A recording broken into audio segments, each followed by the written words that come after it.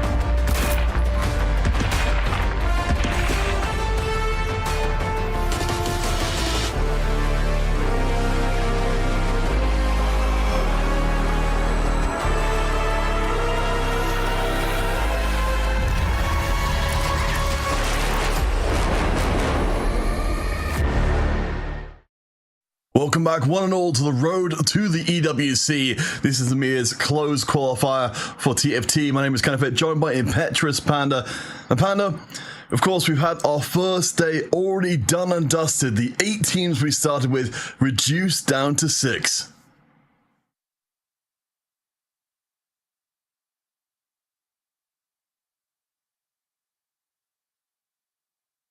Yeah, absolutely.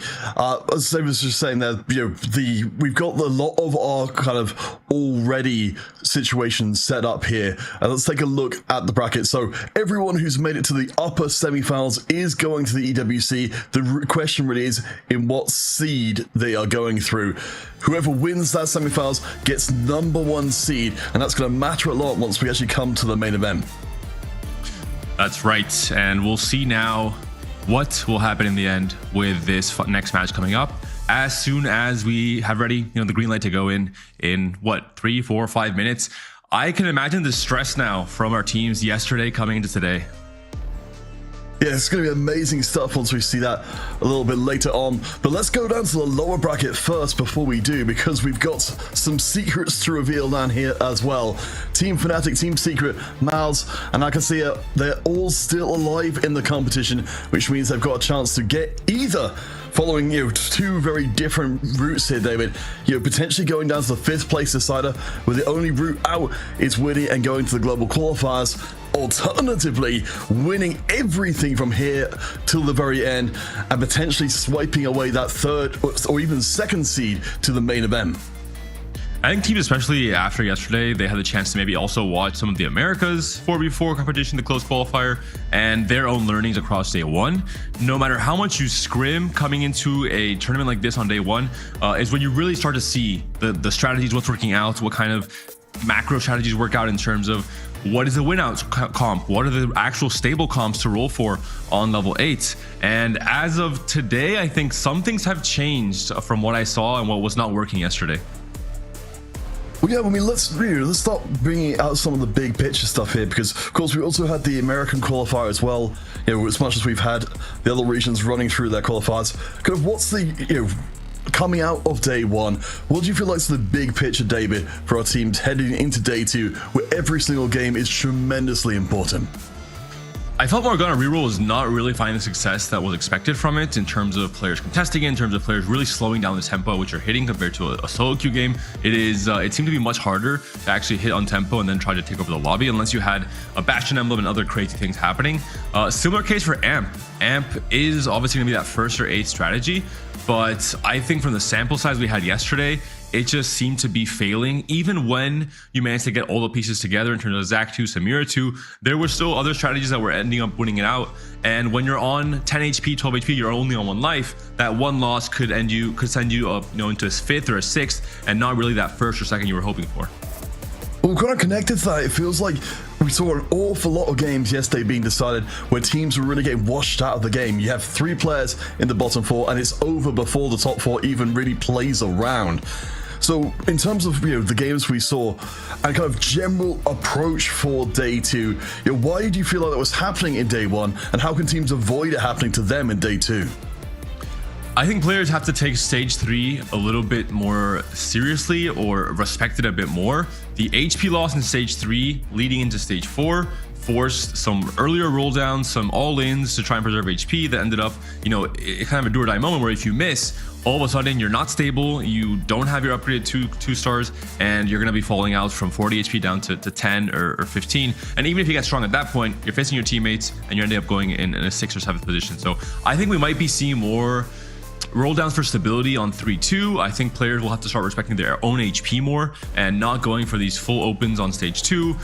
Just overall looking at their HP as a total as a team and really trying to preserve it a little bit more in stage 2 and 3 especially.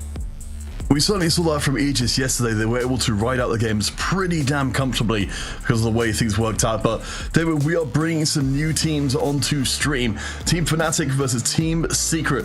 So both of them, of course, with a 1-on-1 record so far. I'm hoping we're going to get to see some really exciting things for both of these teams. Again, we're looking for the team that can really make the run through the lower bracket and get forward to claim that next EWC seed.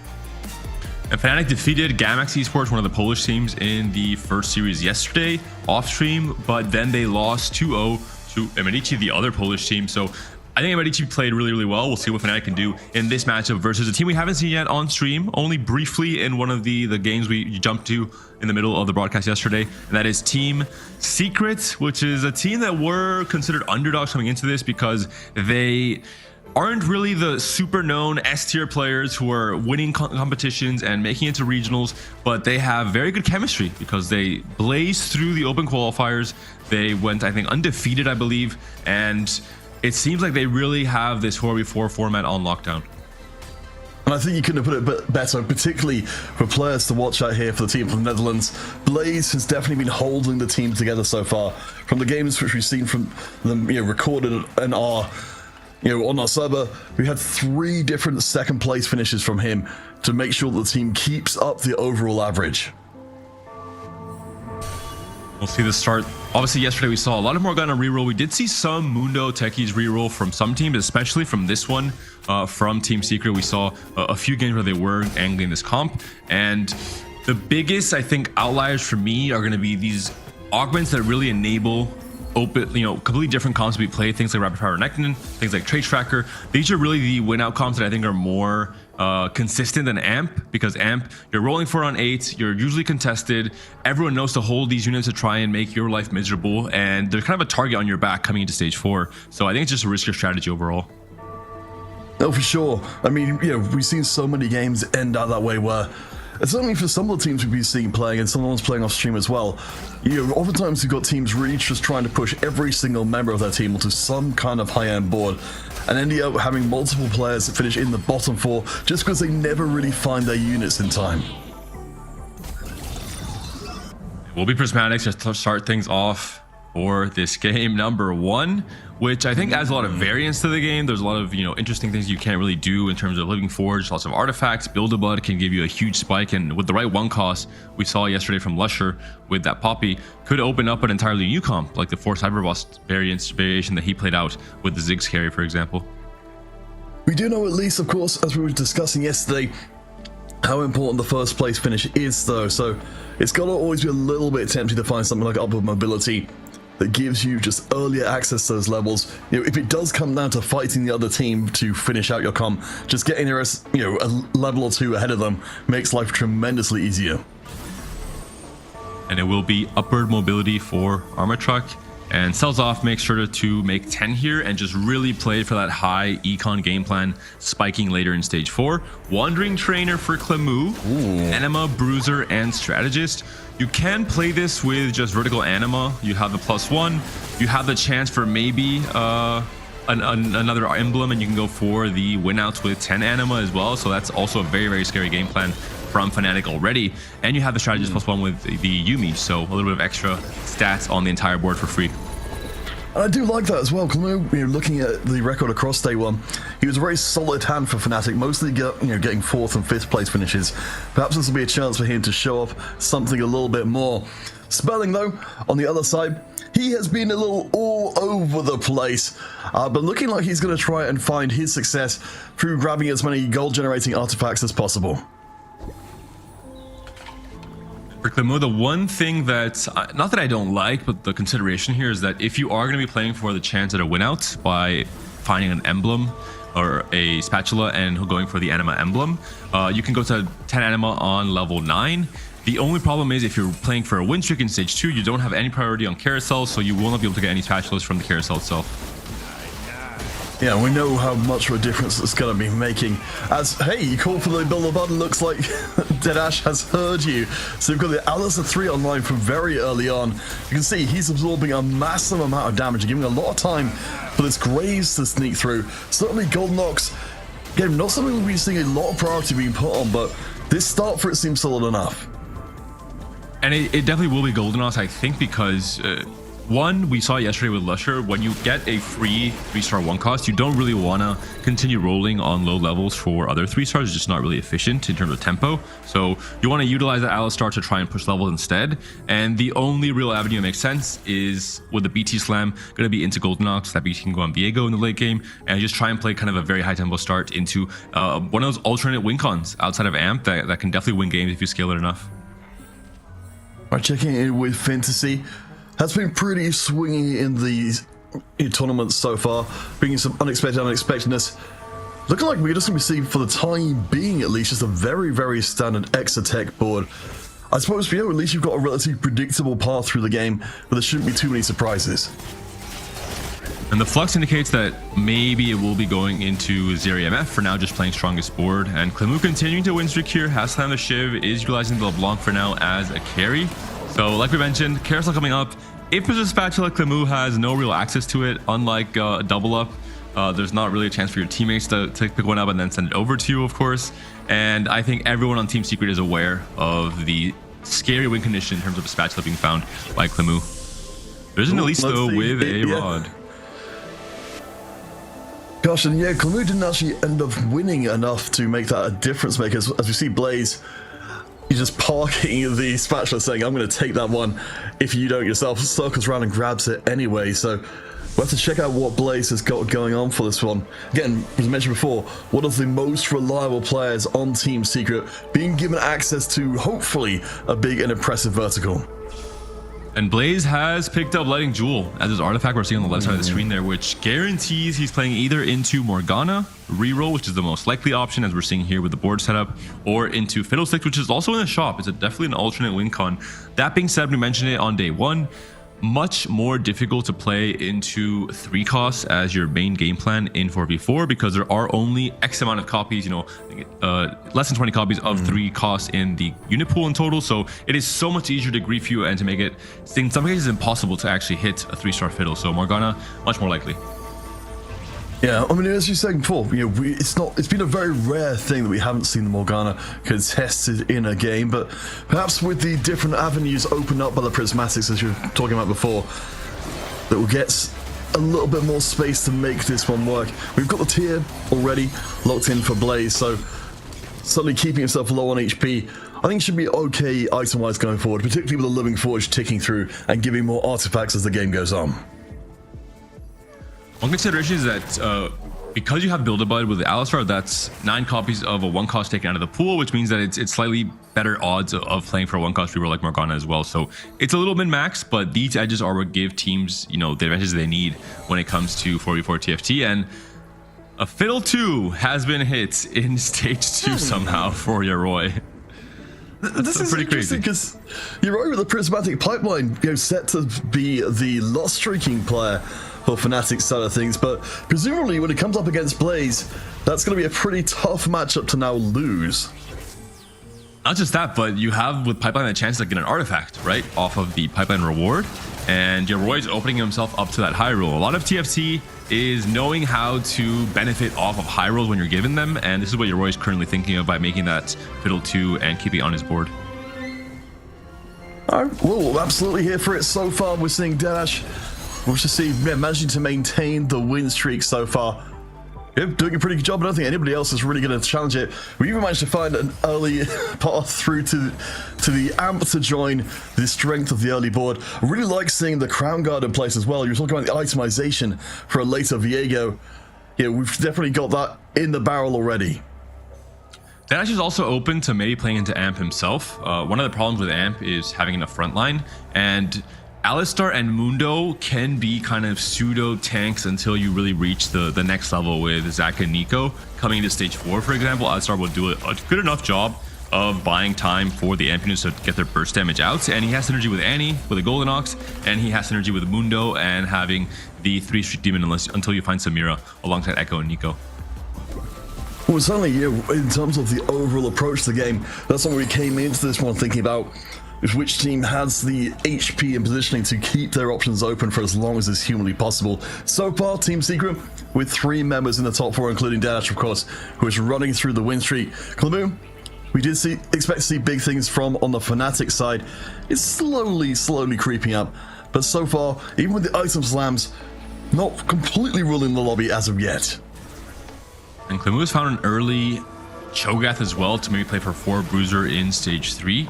He's not currently holding any anima units, so not angling towards the vertical anima as his win condition. Although I imagine if he finds a spatula and later in stage 4, he will start holding some anima units if it doesn't cost him gold, just to be ready for that game plan. But probably leaning more towards either Amp or Street Demon with the strategist and the Bruiser instead.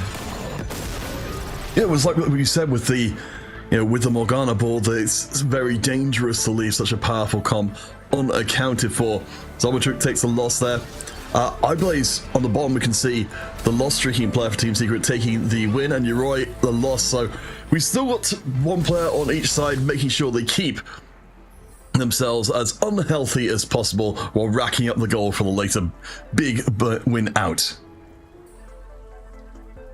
Belt Overflow, a very strong option if you're playing for Amp. We're seeing all the different augments that are possible here for Yoroi. He did pick up an artifact off of the pipeline we're seeing on the left there. It is going to be Anima Visage. So all in all, just a little bit of extra tankiness, but nothing that can really enable Fiddle to become a monster once he's 3-starred.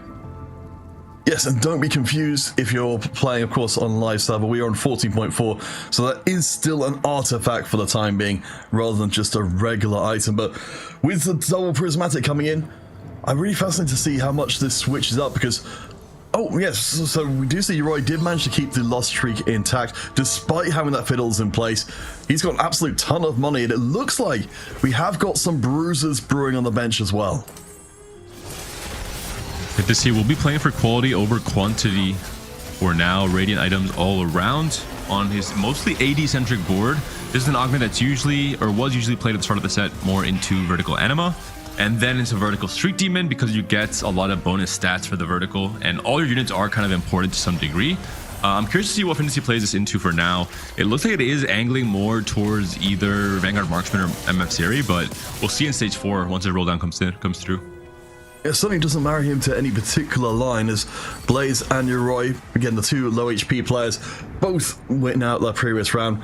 Checking in with Bensak. So yeah, as you said, the prismatic pipeline and the Radiant item being thrown in here as well. So we've got ourselves a really good looking Morgana board. Even if we don't have a ton of the front line, the back line is looking amazing. Only problem is no tiers whatsoever. For the blue buff, you only have that Radiant Chivy picked up off the Radiant Relics. I guess really hoping to high roll either a Bramble or some of the best in slot items and just a Radiant version of them off of that augment doesn't quite hit. And yeah, you're going to be forced to pick up tiers the next 2 carousels and hope that Wolves give you a tier as well to try and get the cast going with Morgana 3.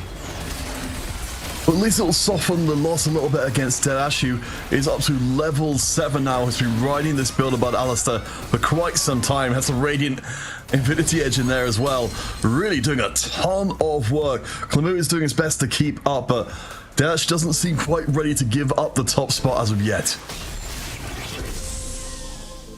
Only a single tier here, and it's on a 1 cost, unfortunately. You can see Armatrick trying to park it for his teammate and saying, I'm going to sit in front of it and take it if you get anywhere near it.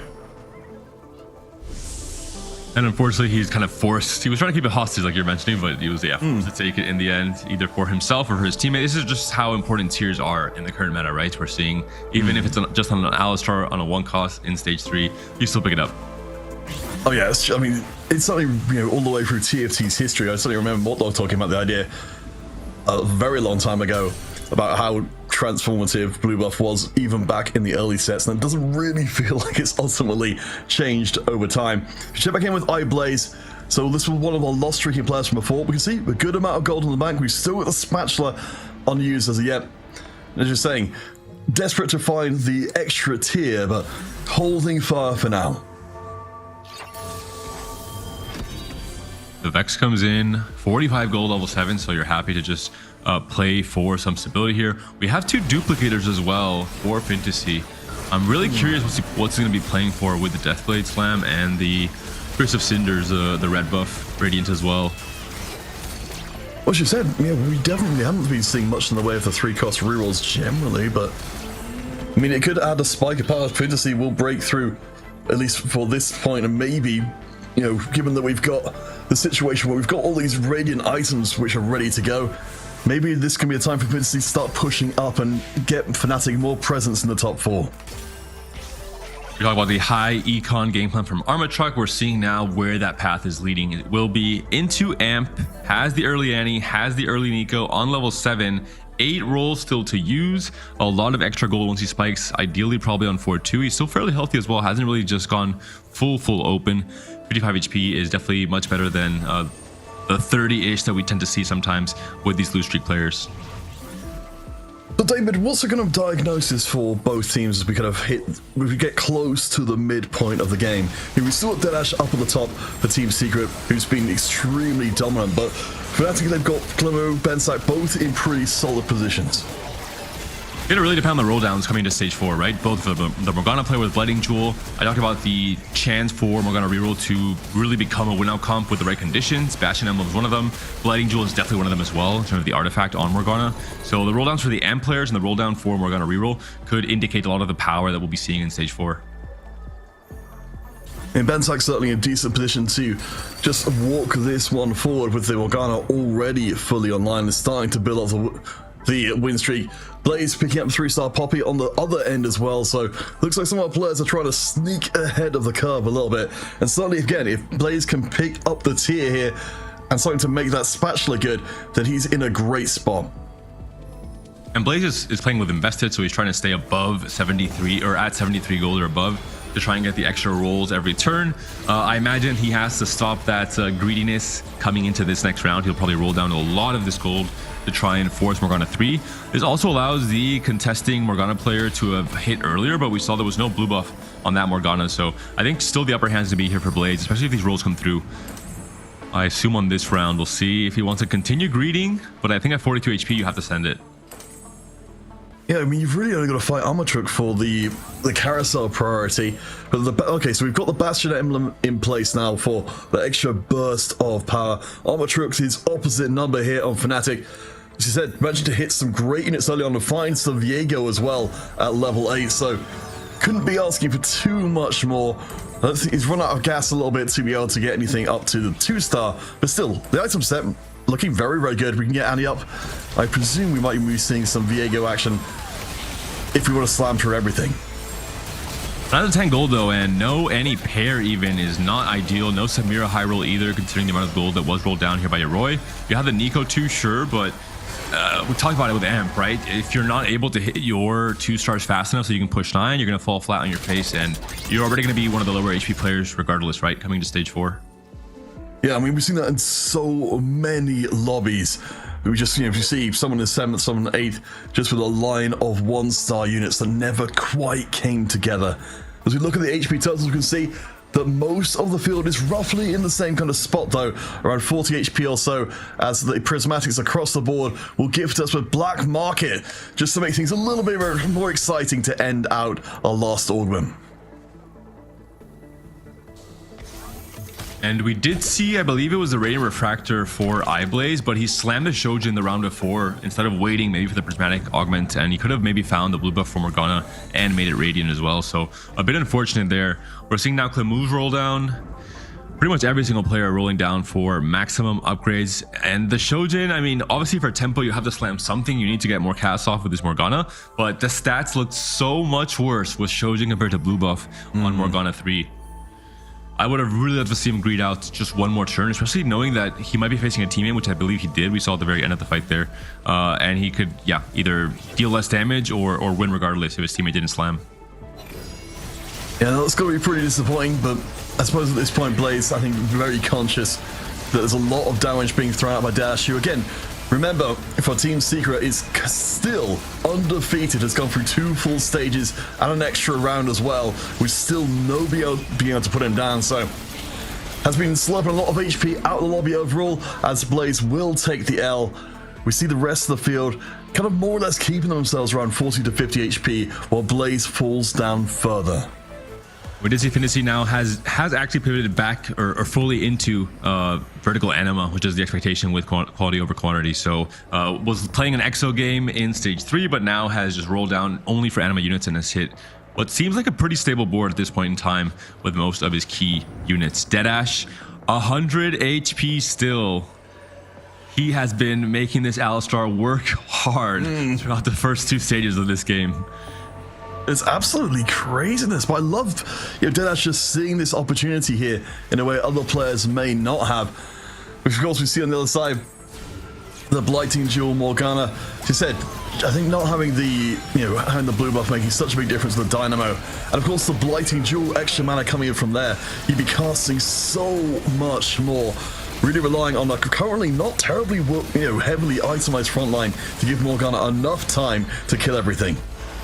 And the sponging, getting so many more items for your units, gonna be a loss here, but I mean, you have to be incredibly happy in 4v4 to last this long without losing a single fight, because you're getting so much extra HP for your team, especially for Team Secret where they absolutely need it, right? 2 fights ago, all 3 of his teammates were in the bottom 3 positions in the HP totals. Now they're trying to stabilize a little bit more coming into the stage 4.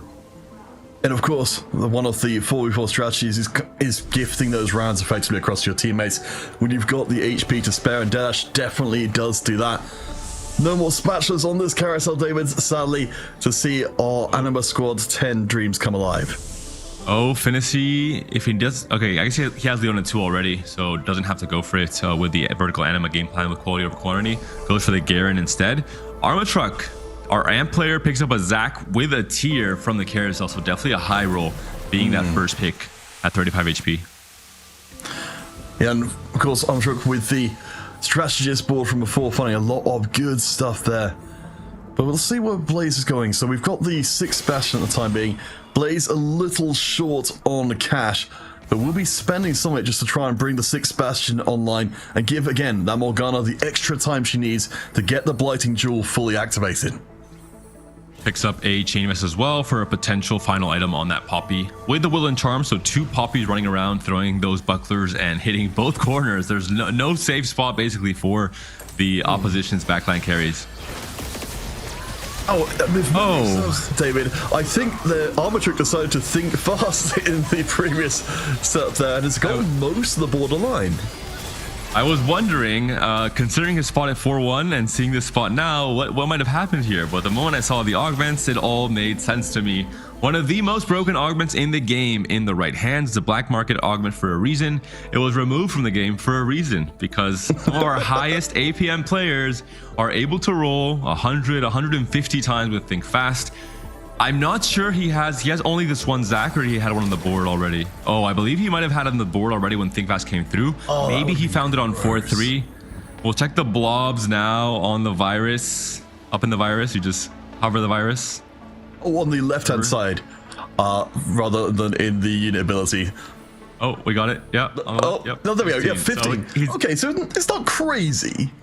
It wasn't there during Think Fast. That is the biggest thing. If it had been, this game would be over, because you can have, I mean, just an insane amount of blobs, right? 40, 50 blobs, easy with Think Fast. It does slow down the potential of Think Fast, because you have to hit so much more of the blobs and then see what unit is behind it to not miss anything. So there is kind of that weakness to this strategy, but it just makes your Zac pretty much unkillable. So small high roll for Team Secret to not have Arma Truck with that combination. We've got to, of course, consider this in the overall game plan for Fnatic. Currently, Bensec and Arma Truck are both on the lowest HP, as Bensec takes a lot off of that previous round. I really like the Arma Truck, saying, I want to contribute, at least a couple of extra placements to the team. If I can bring my squad online, eventually I'm going to hurt from the lack of a 3rd prismatic, but in the short term, it's an injection of adrenaline for the squad. We saw the problem here with Bensec, right? That he was going for the contest with Morgana reroll, but iBlaze found invested anyway, so you just have enough gold to hit regardless of someone contesting you in Holy Morganas. We're seeing both players, again, the Morgana players, 7th and 8th in the HP totals. We saw this same exact pattern happen all throughout day 1 yesterday, which is why I was saying maybe it's not the path forward, playing Morgana reroll every single game, but you're kind of forced to, right? At the very least, to deny and try and defend a little bit. Well, yeah, I mean, I've seen a couple of games from yesterday where it ended up only being played on one side, but it's, say the unlocked power being afforded to the opposing team is maybe just too much to allow for. At least Bensec does find the 2-star Aurora, needs to find something good or something more worthwhile to be able to bring in for it. might end up being the Nico in the end. We've got the full Bastion. Armor Truck has hit everything. He's now holding 2 copies of Nico, two copies of Annie to try and deny the other AMP player. We did see Yoroi on the right-hand side hit a Fiddle 3-star. So going to be a pretty insane spike. We talked about it being hard to hit, but he already had a Fiddle on stage 2, which is why he was able to hit here. And Anima Visage on the Cho'Gath. We're going to have the chance for redemption as well. Facing Clemu, he knows he's very strong, so we're going to give Clemu some extra HP here, despite both players being around 45 HP right now, by not slamming the items. Yeah, I really like seeing on the other side though, we've got Clemu just making great use of the street dreams, which we haven't been seeing a ton of play from. Currently only without the Boombot emblem. I wonder how this Boombot board's going to be able to fare longer term. Okay, Bensak, another loss, now down to 2 HP. So we talk about the kind of 1v1, the face-offs between 2 players that are playing a similar role or a similar comp. It's really a key part of 4v4. If you beat your opposing role player in that matchup, then usually your team ends up winning if the majority of your teammates win those 1v1s. And that's the case between iBlaze and Bensak. iBlaze is only hoping to finish above Bensak, even if that means iBlaze going 7th and Bensak going 8th. Yeah, it really just locks down the kind of scenarios that are even possible. Deadash on the other side, another, going into the AMP after the extraordinary run for the other game. It does look like Bensak just doesn't have quite enough left in the tank, so Deadash, the early success will award the squad, Team Secret, with the first elimination, as we're talking about closing some of those doors and definitely putting down some pressure on the rest of Fnatic. But it's worth noting that on the right-hand side, we've got 3 Team Secret members currently in the bottom 4. If we see a couple of those go out, it resets the game. If we see 3 of them go out, it wins the game for Fnatic. That's a silver lining for Fnatic, that there are just a lot of other players on Team Secret who are close to going down. We saw it yesterday a few times, 3 players from the same team in the bot 4. That means the game is automatically over. Does not matter who ends up winning the game in the end. No, so it means these next few rounds are going to be absolutely vital. I mean, it's not like Fnatic have got a ton more HP left above. Deadash, kind of an irrelevancy, because he'll be alive for a long time, whatever happens. But he can still survive into the top 4 and have it ultimately not matter. Blaze, though, up against the board here, we've got the Strategist and the Brand from before. I think in this case, it's not a ball that can actually punch through 6 Bastion quickly enough to stop Morgana going into her ultimate mode, which we've got here. Once the magic resist hits 0, that Blighted Jewel kicks in and makes it, just infinite casting for the rest of the round. Oh, there's an Anima emblem, but it's too little too late for Clemu. I really would have liked him playing for the more of the high roll strategy. And maybe it's not. He can sell his entire board now. Let's go to Clemu for sure, because he's able to sell his entire board and try and roll for 10 Anima if he's on level 9 right now, with the Anima +1 on the Trainer Golem, or on the dummy he picked up from Wandering Trainer. And I would have liked him to go for this game plan from the very beginning. There was a special of stage 2 carousel. He would have been rewarded right away, but instead went for more of a tempo game. And now he's playing this very weird 4 bruiser street team board with Greater Moonlight, giving Mundo some tankiness. So Clemu, he's gonna probably do it if he thinks he's losing anyway. He's leveling to 9 now. He just does not have enough gold whatsoever. Yeah, it's okay, never mind. I thought it was already on 9. Maybe he could sell his entire board and just roll with that amount of gold and hope he gets lucky. But it would be so hard to find Seraphine, so hard to find Silas. He could have maybe planned for this a little bit earlier, but he was just caught in the middle of a tempo game plan instead of playing for kind of the full greedy, higher risk, win out game plan instead. It definitely felt like Clemu just kind of put that whole idea out of his mind by not holding the units on the bench and saying, I'm committed into playing this way instead. At least we got the 7th Street Demon in place. Not maybe the absolutely ideal units for Brand, but at least playing against Fincy on the other side, I think it's got a good chance of making it through this round. We've got Samira as well, providing the secondary damage source, and the front line is pretty beefy. And that's thanks to the Greater Moonlight. Upgrading this Mundo to 3-star, you were forced to remove the Zyra from your board because of this, and the quality over quantity is not going to be enough. Clemu takes the win there off of this pretty adaptive strategy in terms of having to cut off a Zyra, which is just an easy in with Street Demon and Techie, and pivots to this 4 bruiser board instead. Oh, we found a... Ooh, could have Could have held the... Okay, he's just really not going to be considering the 10 Ana medal in this point in time. He could have held the Zaya and the Yumi here already. Yeah, Klamu definitely feels like he's got a pretty straightforward path from here on out, but to bring to attention, Fincy getting knocked out in the previous round, so that's 1 member apiece. With Klamu dropping down to 15, we could end up with a pretty much even, well, a potentially even end to the first half. Is Spelling goes out ahead of Klamu, but we'll keep a close eye on the right hand side to see how these next few rounds go. Klamu needs to stay alive just for a little bit longer. And he's facing the strongest player in the current lobby in his teammate in Arma Truck, the Think Fast Amp player, who has not removed any items from what I can see. Samira, Annie, fully itemized here as well. Klamu is able to survive on 1 HP though, because we are still on stage 5. He had just enough to make it, but Yoroi now down also to 6 HP. And look at the HP totals, they're so close, right? Even the top 3 are at around the same amount of HP as well. Yeah, this is wild. So this is so close. Again, you know, we look like it might be Team Secret heading into this situation, but instead it's Fnatic who needs to be so careful. I mean, Deadash has dropped down a tremendous amount from his previous ruling the roost situation, but Spelling and iBlaze are still looking relatively healthy. Armature, as you can see here with the amp board, as you said, the Think Fast is ruling the roost, but his teammates are the ones who are going to make the biggest difference immediately. It's understandable for Deadash. He had a very high tempo start, but he's going to start capping lower and lower. He had no priority on the carousels. He couldn't really find the best in slot Annie items as well. Also playing on the amp, same as Armor Truck. And because Armor Truck with Think Fast hit everything on 4-2, he could signal to the rest of the teammates on Fnatic, hey, start holding Annie, start holding Nikos, make life as difficult as possible for Deadash to hit his own units. I think I did spot Yoroi going to level 9 to join Klamu, and Yoroi finding Urgot 2 as well. This is going to be such a difference maker. Deadash is particularly vulnerable to being eliminated in this round, so we've got a battle of 3 different players. Deadash and Klamu will go face to face. This will swing the game dramatically one way or the other. It is going to be Annie 2, Samira 2 as well, and Samira has a Radiant IE. The Ravadon's giving some damage amp as well. Can this amp board beat out Klamu's Street Demon Bruiser strategy? This Mundo's hanging on for a very long time. Does a cast come out from Samira in time? The Tibbers is on the brand, but the brand still casts. No. Let's see. So Deadash did end up winning that fight. Klamu's out, and it's still very, very close here. Okay.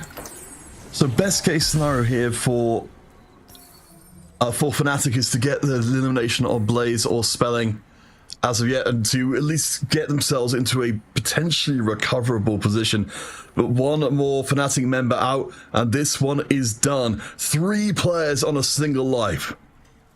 That being said, I think Armor Truck is locked in probably as the victor here, right? He just seems way too strong with that Think Fast and with all those blobs. Who is Armor Truck facing? He is facing Deadash. Amp versus Amp. Think Fast versus the tempo game plan from Deadash. 100 HP coming into 4-2. Who will end up capping higher? We'll find out as this fight concludes.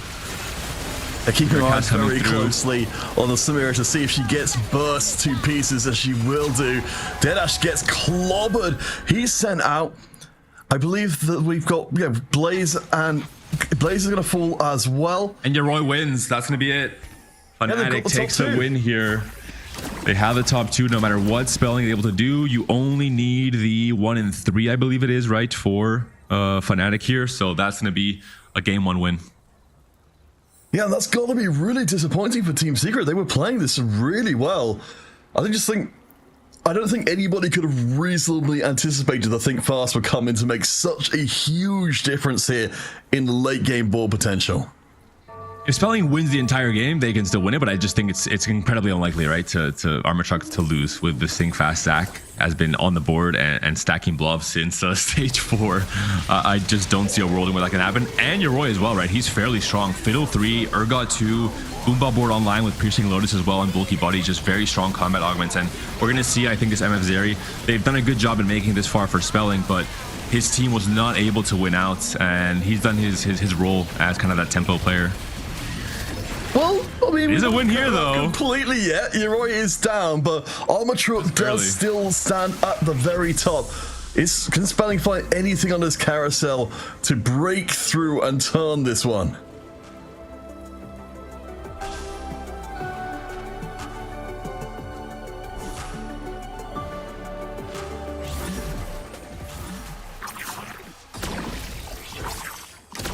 It's really just whoever wins this game is going to be the victor. Armored Truck continuing to stack the Zac Blobs. 40 Zac Blobs now onto this Zac. I mean, it just seems very hard for this to be a loss, although I definitely did not maybe assume how much more powerful Binary Airdrop would make this MF0 comp with all of the exo benefits from those extra items. And you do have essentially 2 econ augments, right? With Think Fast and Upward Mobility. Buried Treasures being the only kind of pseudo combat augment for this amp board. There's a chance Spelling would have to win 2 fights. We are still in stage 6. You cannot really take a 25 HP loss. So we'll see if he's able to do it. Maybe with the right fight RNG, 2 fights in a row. Yeah, keeping an eye very closely, particularly on the Misfortune. You can see she's already getting clipped by the Annie on the backside. It gets blown up, so that's half the damage gone straight away. That Gambler's Blade does not have money in the bank to bring it up to full capacity either. So I think the dream, as short-lived as it was, is over. Armored Truck, one of the top performers for Team Fnatic, does it again and brings the team across the line to victory from, honestly, David, what looked to be, at points there, an almost insurmountable position. I'll say it now, Think Fast. I mean, that was an absolute bailout for Fnatic. We saw the roll down on 4-1 from Armored Truck. It did not look good. He had 1 singular Annie. He had no Samiras. He was on 10 gold with maybe 10, 15 gold on his bench. All of a sudden, Think Fast comes through, and that completely changes. The next time you go to his board, after the stage 4 carousel, he has a Zac pair, Samira 2, Annie 2, Nico 2. The entire board is set up, and you can start accumulating your Zac blobs there as well. So, it can happen with Zac Encounter with 3 prismatic augments, where the right prismatic augment in the right spot can completely swing a player's potential and the game state as well. Yeah, when we were saying, with the black market being in place there as well, you've definitely got the opportunity to dip into the ultra forbidden tech. Now you were talking about the unbanning of the Think Fast. I remember reading that myself and being like, this was a problem last time. I don't think this is not going to be a problem this time. Oh, I'm not gonna say abused because that gives it a negative connotation, but I have utilized Think Fast to high potential and high key moments in this set already. So with that first game done, of course, do remember we're playing in the lower bracket. At this point, it's a little different than it was before. So the tournament has been sort of nominally double elimination, but that's not true for our teams. Now they've made it through to the second round of the lower bracket. If you lose out here, you will get the chance to continue and fight for the last remaining spot going into the last chance qualifier next week. But for now, we'll take ourselves a short break. When we return, Fnatic and Secret will battle once more.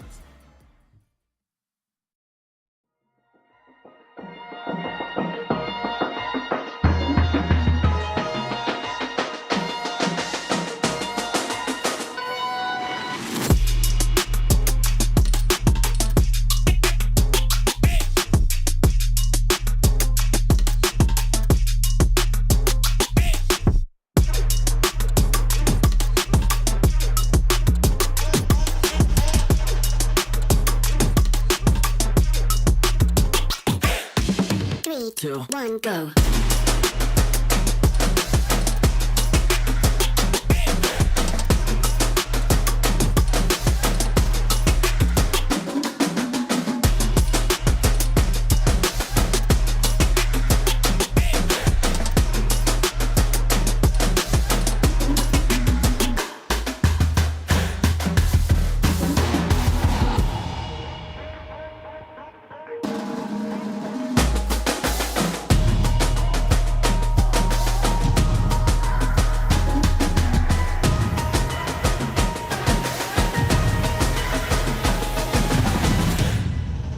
Three, two, one, go.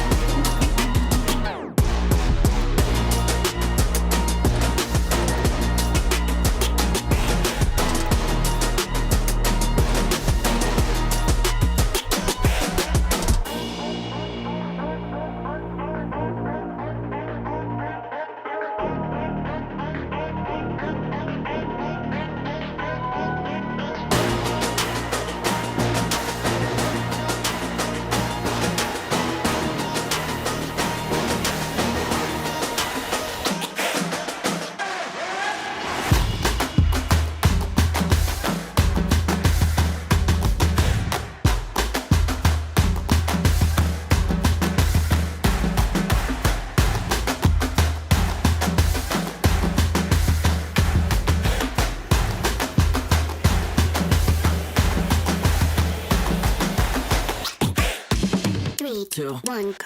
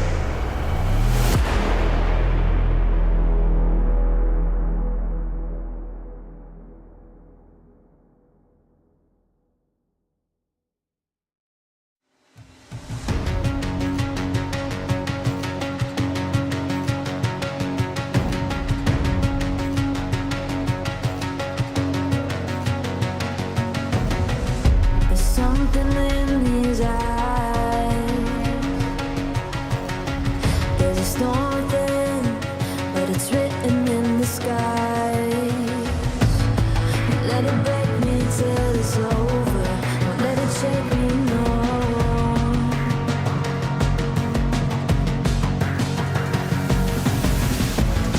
Won't let it make me go under. Won't let it make me go under. So now it's time to fly. Nothing's gonna stop me now. Nothing's gonna stop me now. Nothing's gonna stop me now.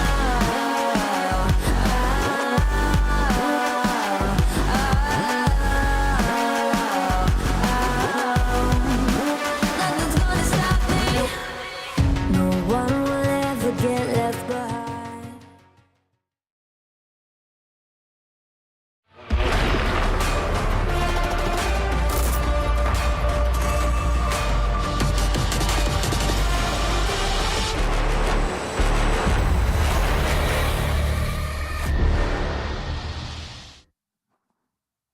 Welcome back one and all to EMEA's TFT closed qualifier. We've got our first game of the day done and dusted here in the lower bracket, where our teams are trying to fight for their golden road through that lower bracket to potentially one of the main seeds through to the EWC main event in August. David, that last game pretty heavily decided by how powerful the Augments were. And of course, Amatruk coming through that entire game like a wrecking ball, which is such a ludicrous endgame board. A lot of crazy things happen, right? That's really the product of Zach being your encounter. You're guaranteed a prismatic augment at every single augment selection, and that really turns the game into a completely different beast when it comes to black market augments, especially making a showing with Think Fast being the name of the game in stage 4, saving Armatruk's spot, and because of that, becoming the win-out player and saving Fnatic's spot in the process, with them now being 1-0 up in the series. 2-star units can appear in your shop. It's going to be the encounter for this game number 2. I think a good illustration of how powerful this is going to be is just, just seeing how much direction our players can be able to get early on if they do manage to find themselves that early pass. We start off things at Armatruk. Again, as we said, coming into this one has been a huge part of why Fnatic have even gotten to this point.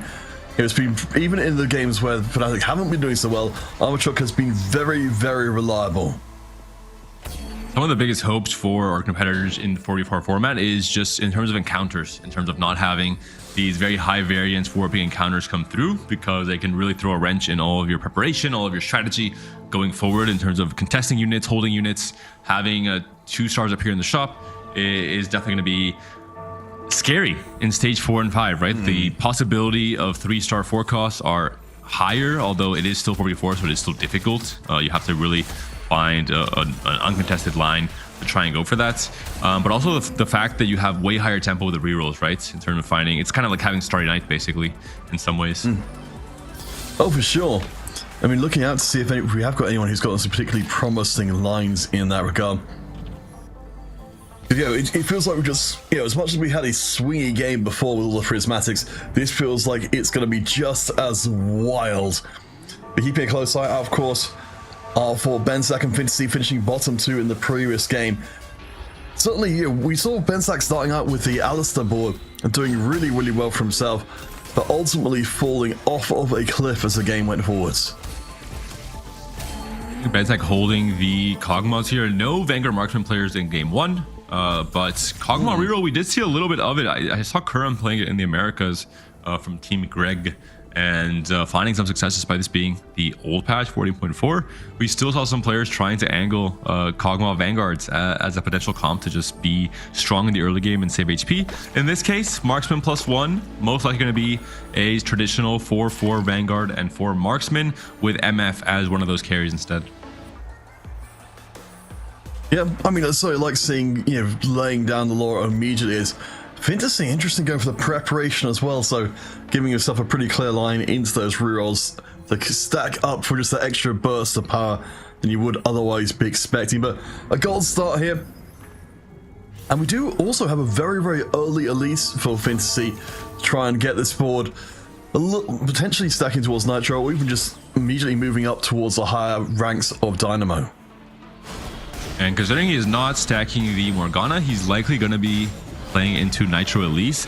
Very early Nitro, Shyvana pair as well. You can stack both of them now. It is a little bit weird to play prep with Nitro because you are losing out on Nitro stacks when you're prepping. But I guess you have to at this point in time. And you don't have Nitro anyway right now. You're missing the Nidalee and the Kindred anyway for Fantasy. Yeah, certainly long term it's going to be paying off for just like a board that's just a little bit stronger than it might have been otherwise. We can already see on the other side, of course, we expected to see a lot of those Morganas and Bastions just being picked up and used early on, if only to slow down the rest of the board. Bensack does pick up the pumping up. You're talking about the, you know, the possibility of seeing something shenanigans-wise here. I'd love to see the Kokomo coming through. We don't exactly have a ton of bows, but maybe Bensack can make it work. This is most likely going to be Aphelios, Saya, Vanguard Marksman as the go-to comp with pumping up. The extra attack speed is what Marksman wants because for all their attack, they're scaling their AD, so the more attack speed, the better. And you also usually want to play from a high tempo spot for Vanguard Marksman with a strong AD opener, but this allows you to have a much higher cap because it's an augment that scales you into the late game in stages 4 and 5 as well. Ben on the other side, looking as we saw before, just be able to draw out some of these rounds, an enormous amount of econ coming out of that dummy. You can see here, Benji, I think to scoop up, yeah, a couple of gold per round as well as keeping an early streak going. Because the Spelling's got some good potential going forwards. We'll check out a few other boards here. I think Yoroi is going to be on Morgana. We saw on that first round, he was the opposing player, I believe, with Crown's Will as a pickup. And that will be the case, at least for now. Of course, the Lucky Shops, essentially kind of like the chosen mechanic in set 10. So we're getting a blast from the past. First, Think Fast in game 1, and now we get the set 10 Remix Rumble set mechanic coming up in game 2 off of the encounter. Yeah, it looks like Euro's going to take advantage of it, so hopefully we'll see our players be a little bit more flexible.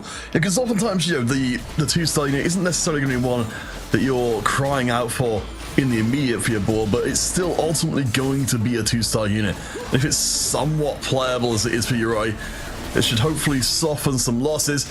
Of course, we can see on the other side, you know, will these longer rounds with the what will presumably be an inconclusive path for Yoroi.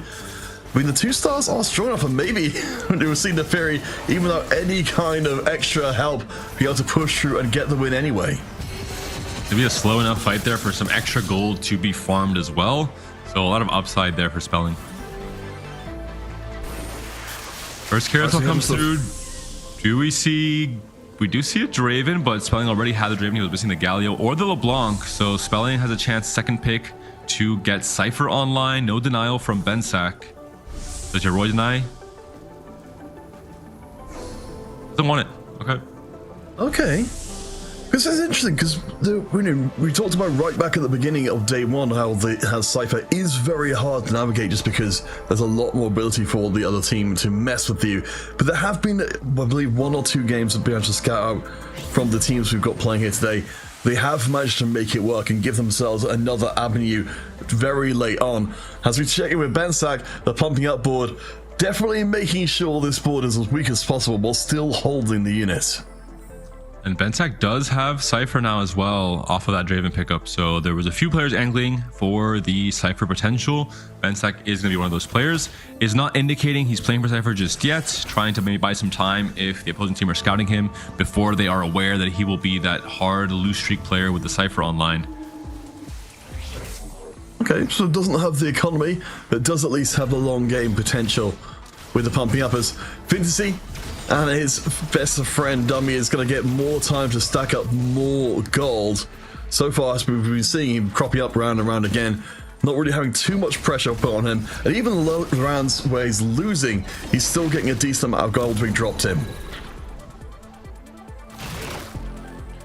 And with the extra gold plus the Yumi from the carousel, maybe Spelling wants to become the AMP player for Team Secret in this game number 2. Ooh, For Cypher in, very smart there from Bensack. Doesn't buy the LeBlanc just yet. Is going to buy enough time just in case someone thinks, oh, I'm playing 4 units, he's only playing 3, I can't possibly grief him, and they're not able to do kind of an anti-Cypher positioning for this very last fight. So last millisecond, he'll buy LeBlanc, add it in, or doesn't. So I guess someone is actually trying to grief him with just the 3 units, and he wants to play for only 3 Cypher, so min-max is just to guarantee the loss here. Yeah, you certainly expect that to be Fantasy, who's the the team secret member who's on the lowest HP at the moment. We're checking around the place again. Remember, we've got those 2-star units cropping up in the shop now and again. Note as well the preparation board where we have got the fully stacked versions of the Shyvana and the Elise as well, but no Nitro as of yet. And the gameplay is looking very scary from iBlaze. 5 win streak. Marksman emblem will be playing into the higher cap version of Ophelio Zaya with MF being added onto the board. So all in all, if he's able to play and preserve more of this HP win streak, all stage 3 as well, he'll be a very scary player to face in stage 4. Yeah, I really like what we've got going on here. iBlaze, I say we saw from our, before in our previous game, just be able to get your teammate in and just dominate the early going can make such a big difference.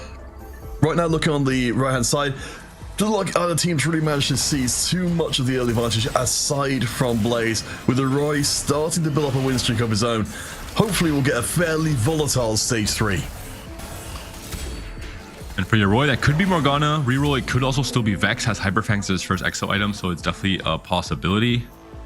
For our AMP player from last game, it looks like he's trying to angle the same thing Armatruck had, a lot of those AMP units on the bench. And he said, you know what? Maybe I'll hit Think Fast again on 4-2. Why not? I mean, we certainly already acknowledged that while the players do need to change around based on their spot, they've definitely got their comfort zones more than others. And I think this has become true for certain, for other teams. Armatruck for here for Fnatic that, if there's even sort of a marginal spot, like we've got here with slamming the extra HP trickling in to push towards the later game, he's going to be all over it, saying that this is entirely his wheelhouse. And from Spelling, we're seeing now he's also open to AMP, maybe open to playing Vertical Anima, depending what kind of natural things he's able to high roll in this stage 3 or going into stage 4 as well. If he finds a Leona or a Zaya off the carousel, maybe he considers Anima with the extra econ and plays for more of a stable top 4 type of game plan. Not Spelling the goal for dummies. We can see that he's also, as you predicted before, keeping all of the AMP bits and pieces on the bench because of all the extra economy as the Prismatic comes in from before. You're talking about, of course, the 1 buff, 2 buff in the previous game. Having immediate access to that blue buff is going to be very good pretty much wherever you are. Prismatics coming through yet again, so some really scary options for Spelling. That was an immediate pickup of 1 buff, 2 buff. You have a chance for perfect items or close to perfect items for your Annie playing AMP, and you have the duplicator, so you're able to high roll Samira 3 or the Zac 2, or sorry, Samira 2 or Zac 2 a little bit earlier, and have that guarantee of stability in stage 4. Okay, so Bensack has been working the Cypher. Honestly, looking pretty good so far. Has managed to keep the 6-round loss streak in place. As you pointed out before, being very careful to try and make sure that this board is as weak as is possible. But so far, seems to be having a pretty easy ride with keeping, not really getting too close to running into any kind of trouble. We see Ultimate-wise building up the implant as well. Does feel like Bensack is waiting to, of course, unleash once the cash out comes through and make a big impact. For Cypher online for now. If he finds a Zed on the next carousel, this could be a pretty scary spot from Bensack. And with his augment situation and his items, he's still open to 3 comps. MF Zeri, Vanguard Marksman, as well as just playing into Cypher itself. Maybe 5 Cypher, maybe kind of the OG Draven 3, Galio 3, Zed Zeri duo carry comp instead. So Denash, a player who was keeping a close eye on everything before and being incredibly dominant. Uroi here though, streaking for Fnatic with Armatruck barely behind them, both of them on 94 HP. So while iBlaze for Team Secret is the one dominating with an undefeated streak so far, Fnatic, HP wise, looking real good. early MF, he found the Kog'Maw 3 or Kog'Maw 2 upgrade as well, alongside the Skarner 2. So just a very stable board, and the early MF high roll is fantastic. The coordination means he can fit essentially 2 extra units on his board compared to what a usual Vanguard Marksman board can fit. So the world is oyster in terms of how to cap out this board on level 8 even. Do we see a Zed? So yeah, on Spelling's board to try and get these stacks really stacking.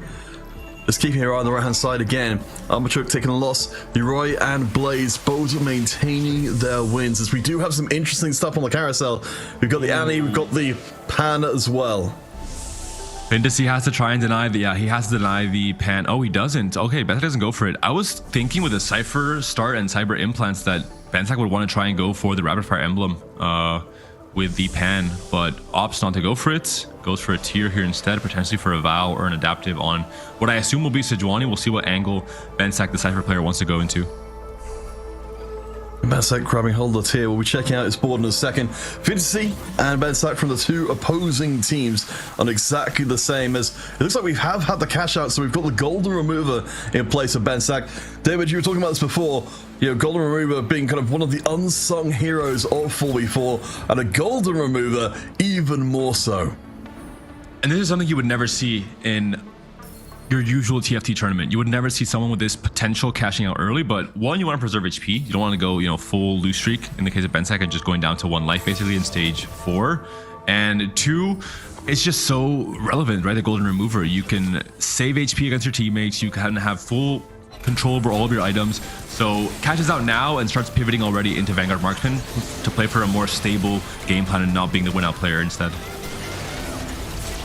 Yeah, well, especially with picking up, you know, the extra raw stats with the second ultimate means that he can come out and start being a lot stronger, a lot quicker. I think it was about finding the Zaya very, very early on. We see Bensack, yep, turns the corner against his teammate and starts the climb, whereas Fantasy, again, his fellow lost streaking player, drops down to 31 HP.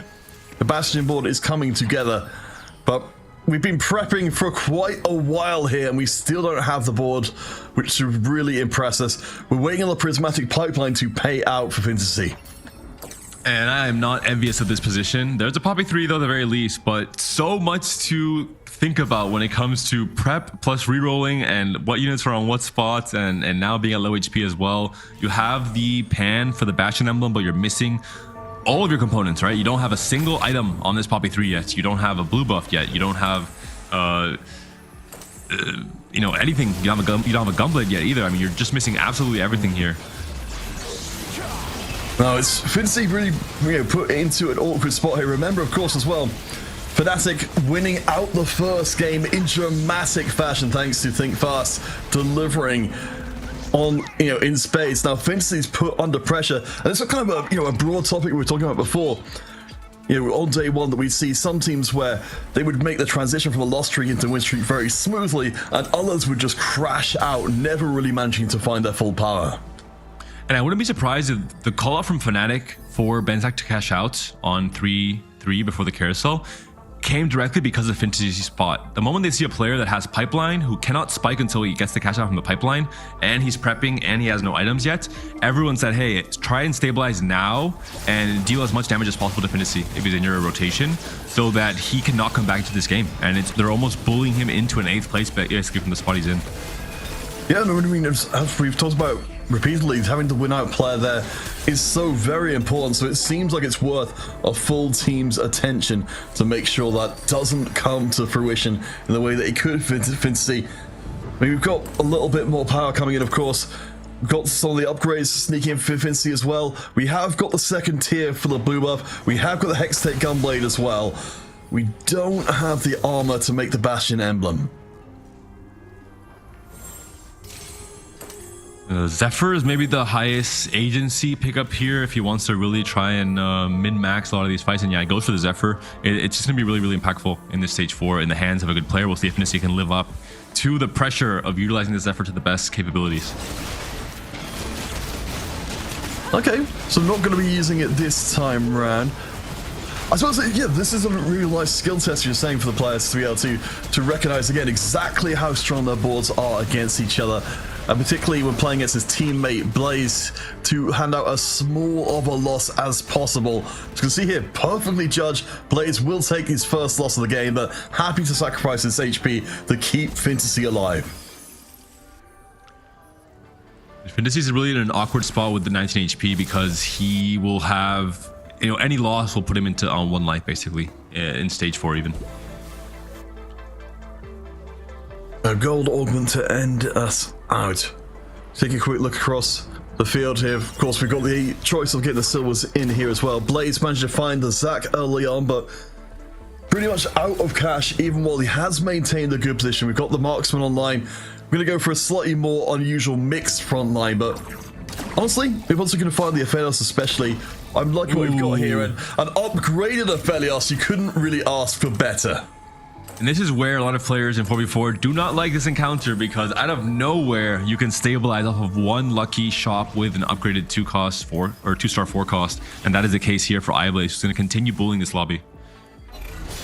Yeah, with the 2 costs out of the pool as well, that's, you know, we've immediately shrunk the pool down dramatically. You got players like Bensack on the other side who are looking for those very same units. Suddenly, they've been dramatically outpaced in the lobby, and the chances of that happening for them feel very minimal indeed. At least Bensack able to get the win here, but yeah, it's got a lot to think about going forwards, just because of, again, as you said, how volatile this lobby will be overall. Another win for Fantasy, who is able to find Pandora's items on 4-2. Not the best pickup, because you are still only getting 2 components, the same as you would at 2-1. So the tempo relative to where you're at in the game is just going to be a lot lower from the augment itself, but it fixes the problem that Fantasy had, right? He didn't have any change. He didn't have a way to slam this Bastion emblem. So he needs to hope that these components roll into chains, both for the Poppy items and both for the Bastion emblem on this Morgana, to really start capping out this comp. And he's only on 19 HP, so he doesn't have really that much time to buffer.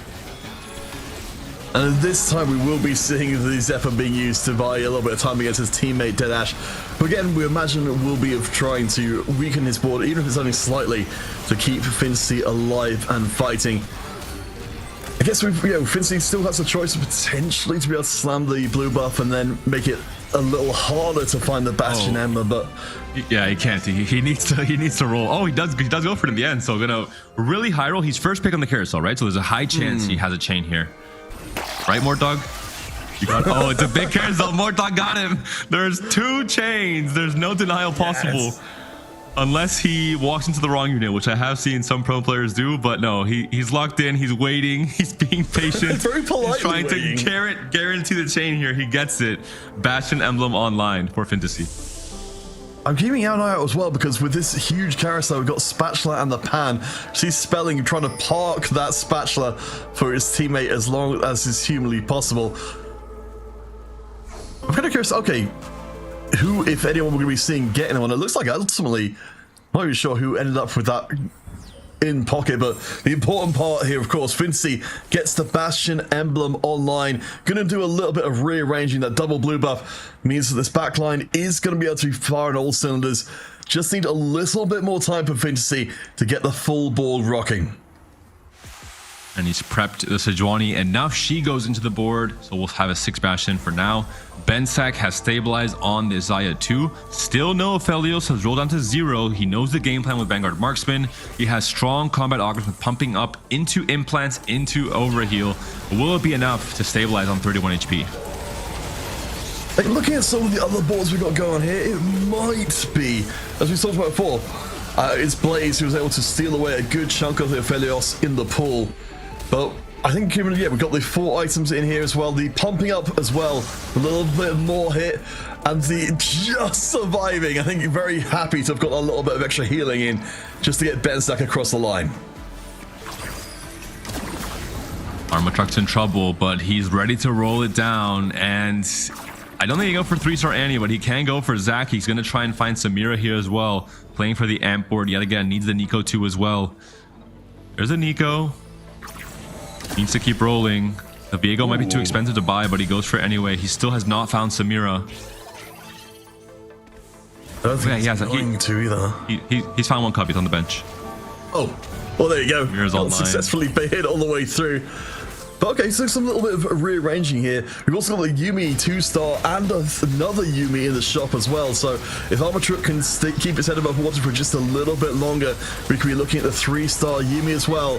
Clemmer on the other side with the Bastion emblem of his own, and the rapid fire Renekton is online but not fully itemized as of yet, which means Armatrook stays alive.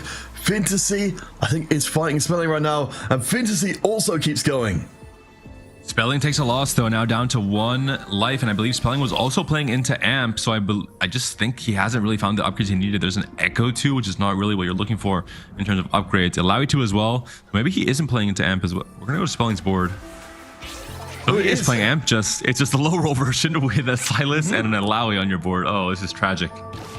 Yes, it's low roll enough that you literally it's going to be hard to identify that's what he's going for, but it does feel like he's kind of become a cropper as of Armatrook and Fantasy start to pick up power.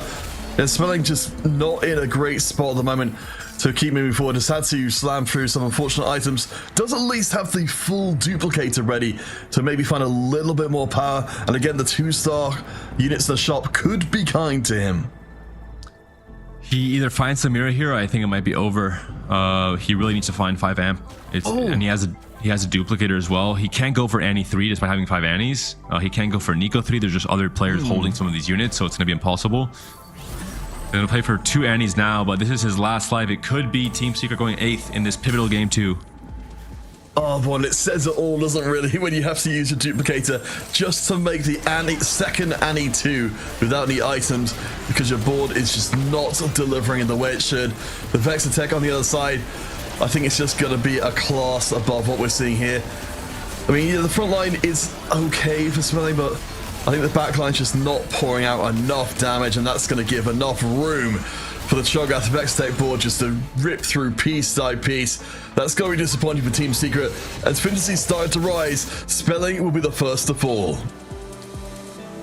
8th place for Team Secret, but Armatrook now also down to 7 HP on his last life. Finds a Kabuko 2 on level 9. You can see 2-star 5 costs on your roll downs. He's maybe hoping to high roll a Samira 2 out of thin air.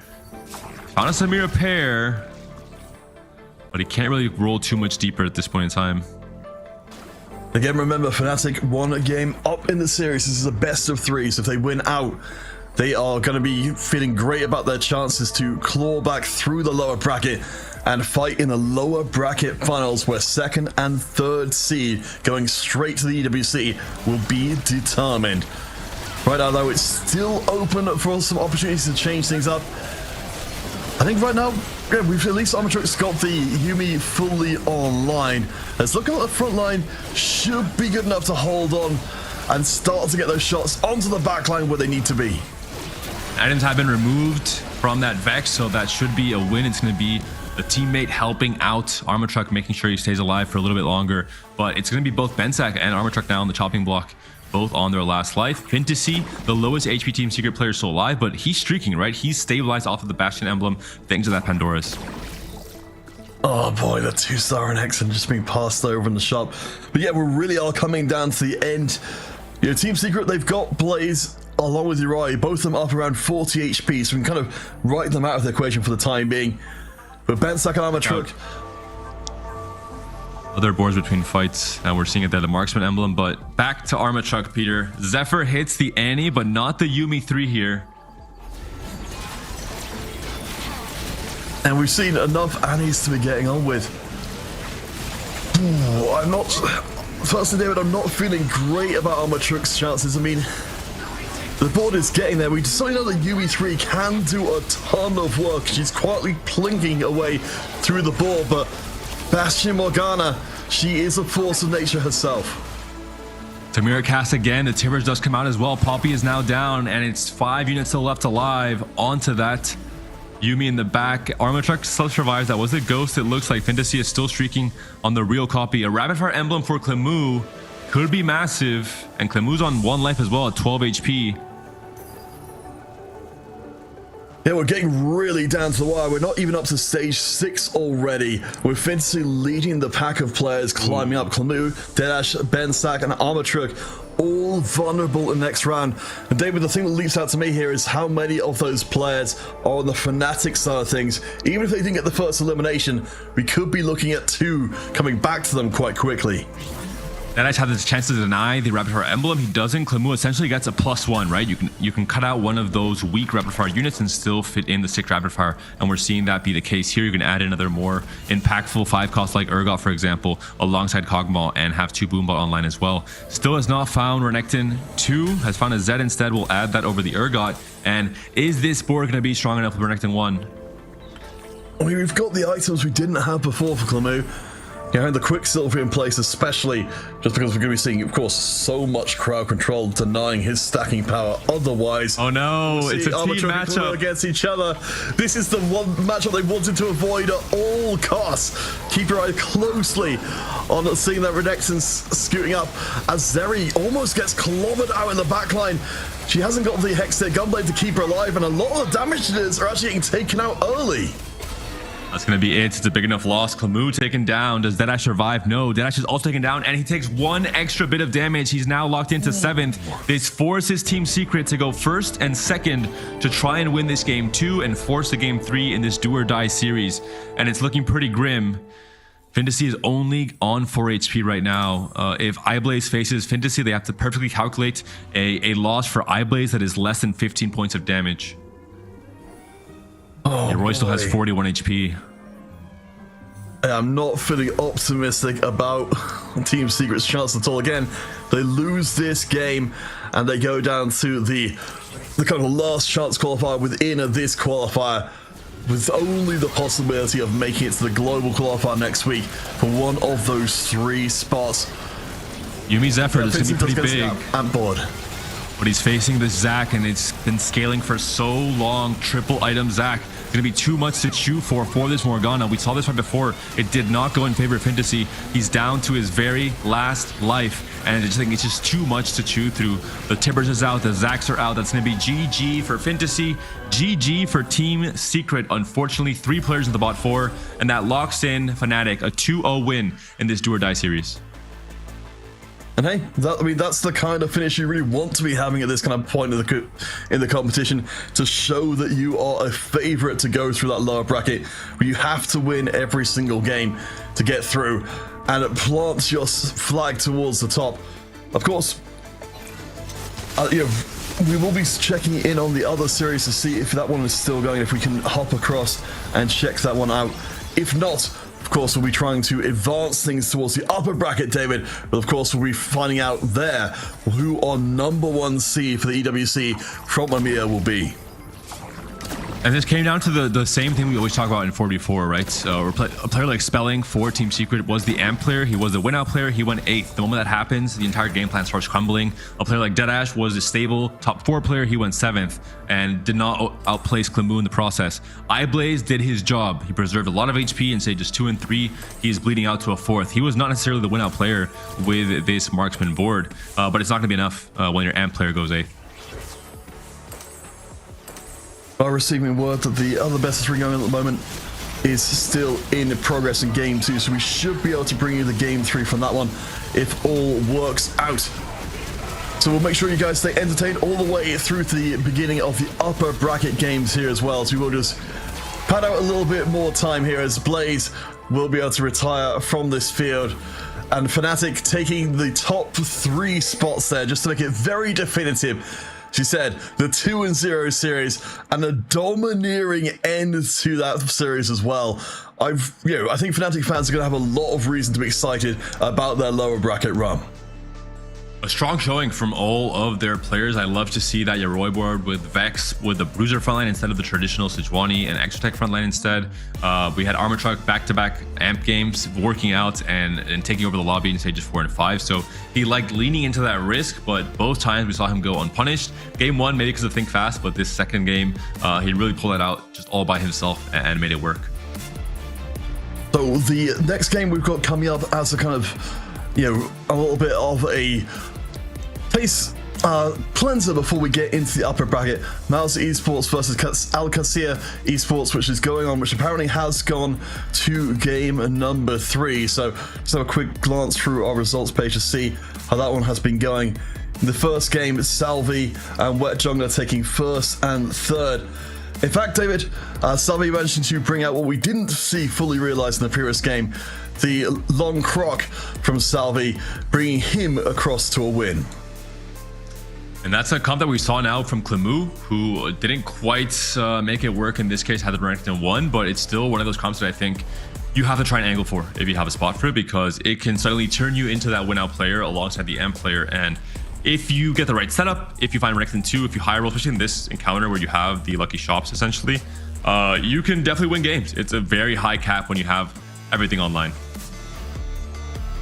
Alright guys, so we will await an update on the next game. It looks like, I believe we will have the third game for you guys, so stay tuned. We'll be back. The road to EWC will continue in just a few short minutes time.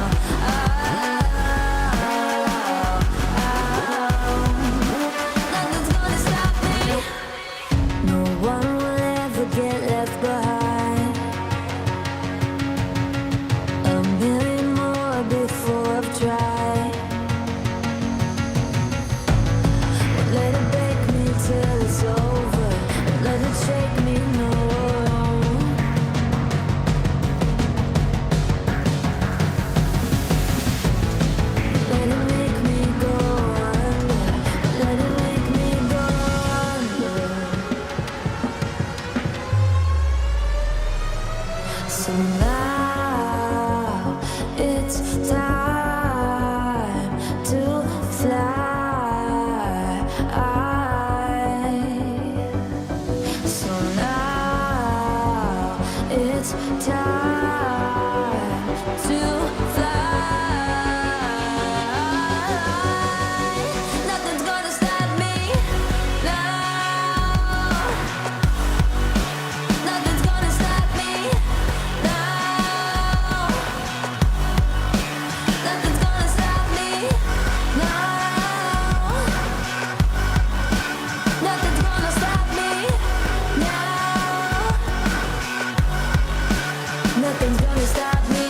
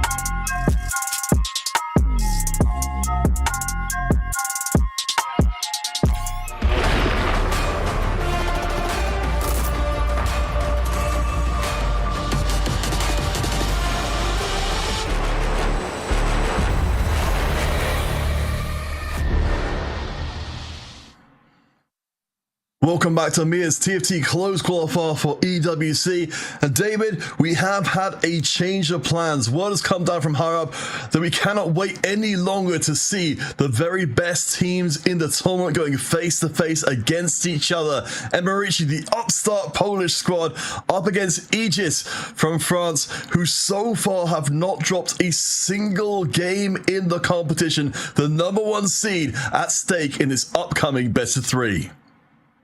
And it's not surprising from Aegis. I think they were some of the, or maybe the favorite team coming into this alongside Mouse Esports.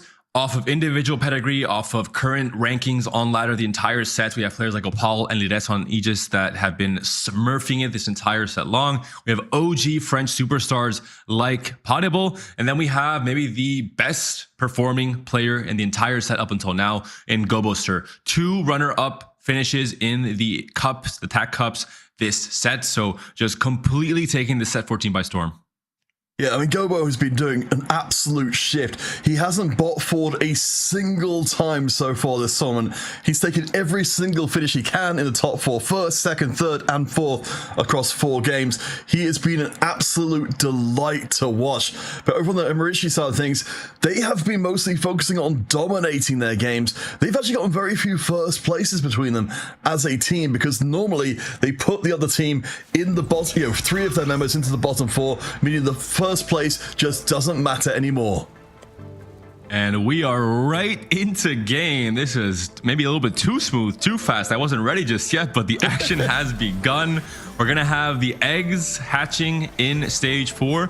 The biggest change for this is that the 13 round egg is a little bit more appealing. Some of the more low roll options like ZZ Rots were removed, and now it's a harder decision, right? Depending on how healthy you are, you might go for that 13 round egg. That being said, in 4v4, where HP preservation is the name of the game, 13 round egg probably unlikely, and the 4 round egg suddenly becomes a lot more appealing. Oh, for sure, and particularly, with 4v4 being the way it is, and the dynamic of where you are and what you are doing for your team, I think you're absolutely right. We're going to see a lot more 4 eggs than we would otherwise be, particularly, of course, remembering that we're hatching faster as we're going through and getting those losses in.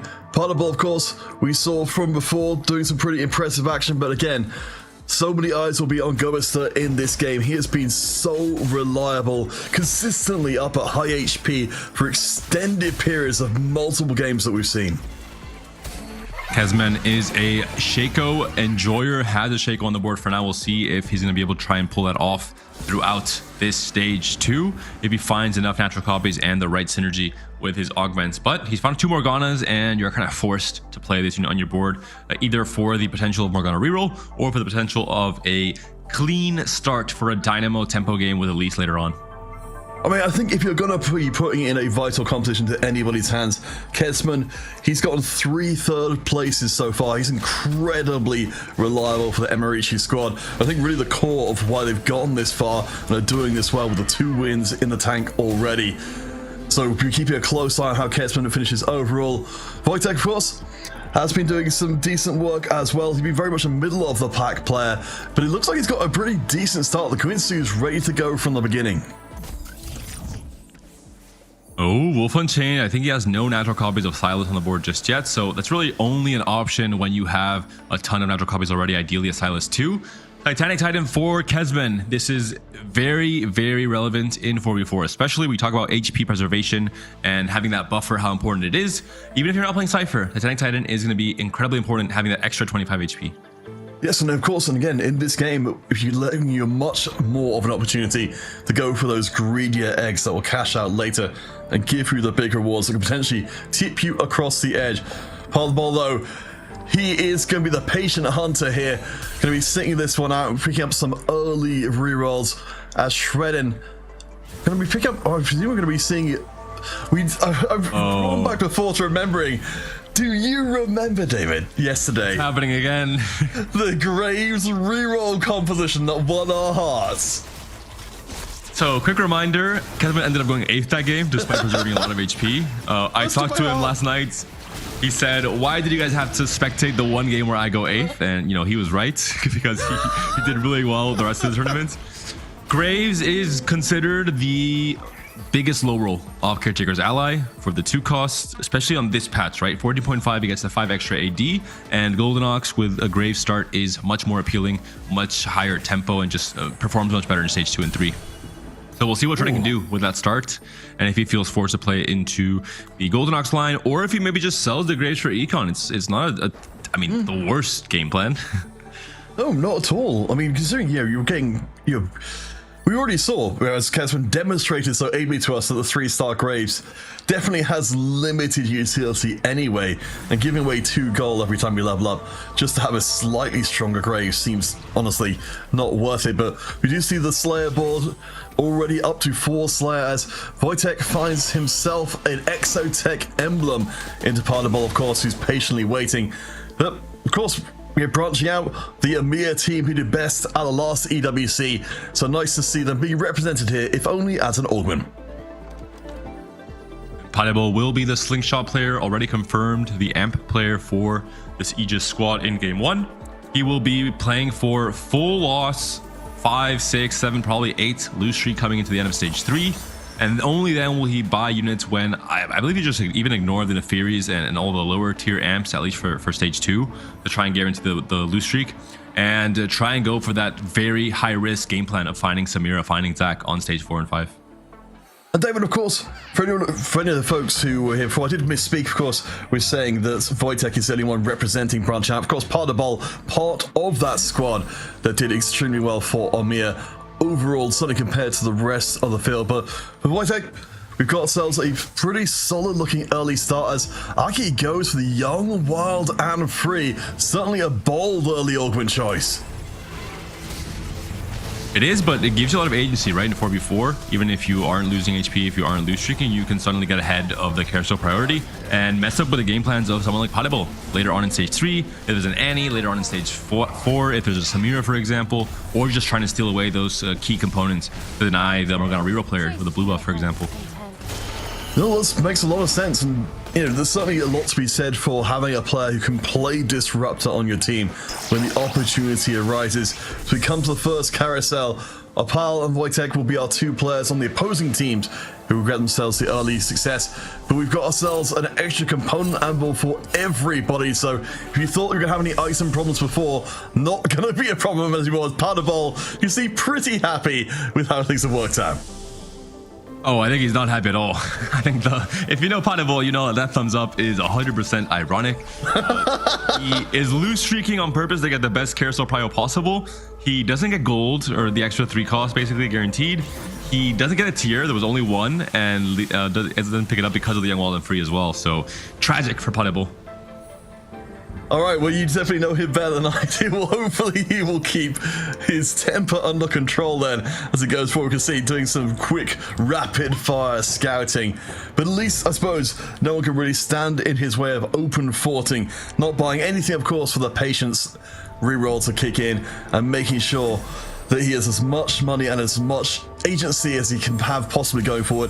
We talked before about the idea of lost streaking players who can turn that lost streak into a powerful endgame. Partible has already demonstrated that for us this tournament. And Lires with these slams already indicating he will most likely be playing for Vex. Has Pandora's item, has already found the perfect trio of items for that Vex there in the game. So I'm gonna have to assume it will be Vex and not Morgana, and we can already kind of lock him into that game plan. Yeah, we've seen in the previous lobbies definitely how powerful it can be as an option that's definitely not being pursued by too many people, I think, just because of how overwhelmingly popular everything else is. Check in with Gobo. So this is I believe this was the Slayer board from before. It's dropped down a little bit Slayer-wise, but of course we've got the item slams coming in. Gobo, of course, we saw for our previous games, previous day, just an absolutely solid force here for Aegis. Always providing a good finish, however it goes.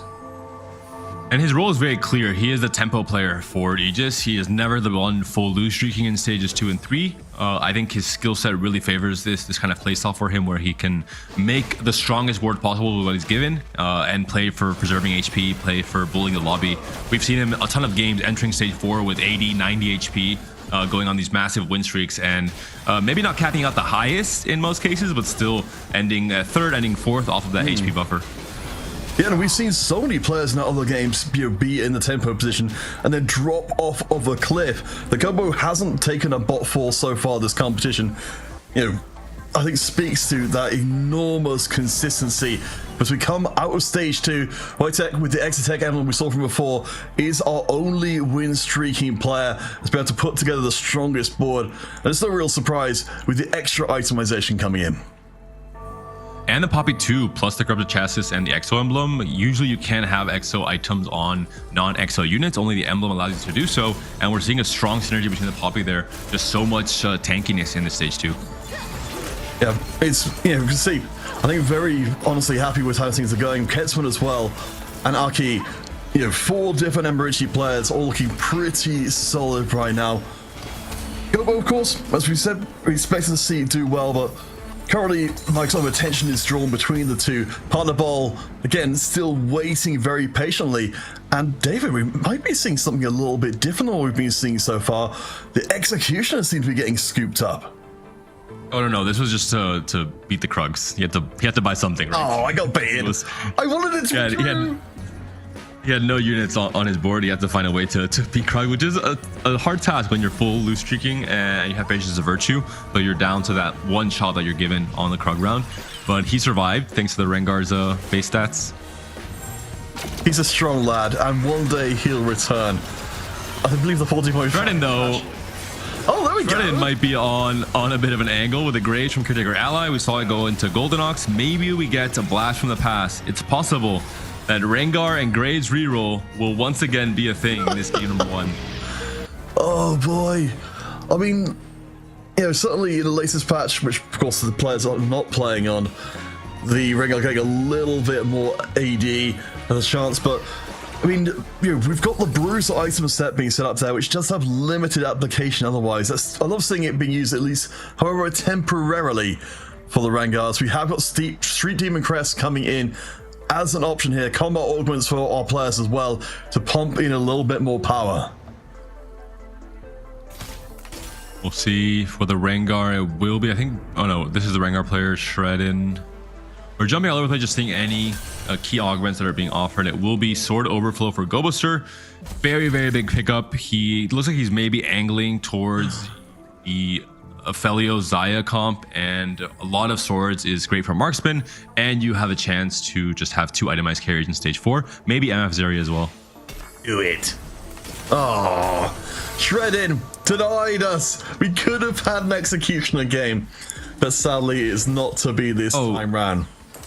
No, we're having it still. Just the Executioner circlets, they're just not very strong in general. Unless you're going for like a vertical chase rate, it's almost never the right pickup in this set, unfortunately.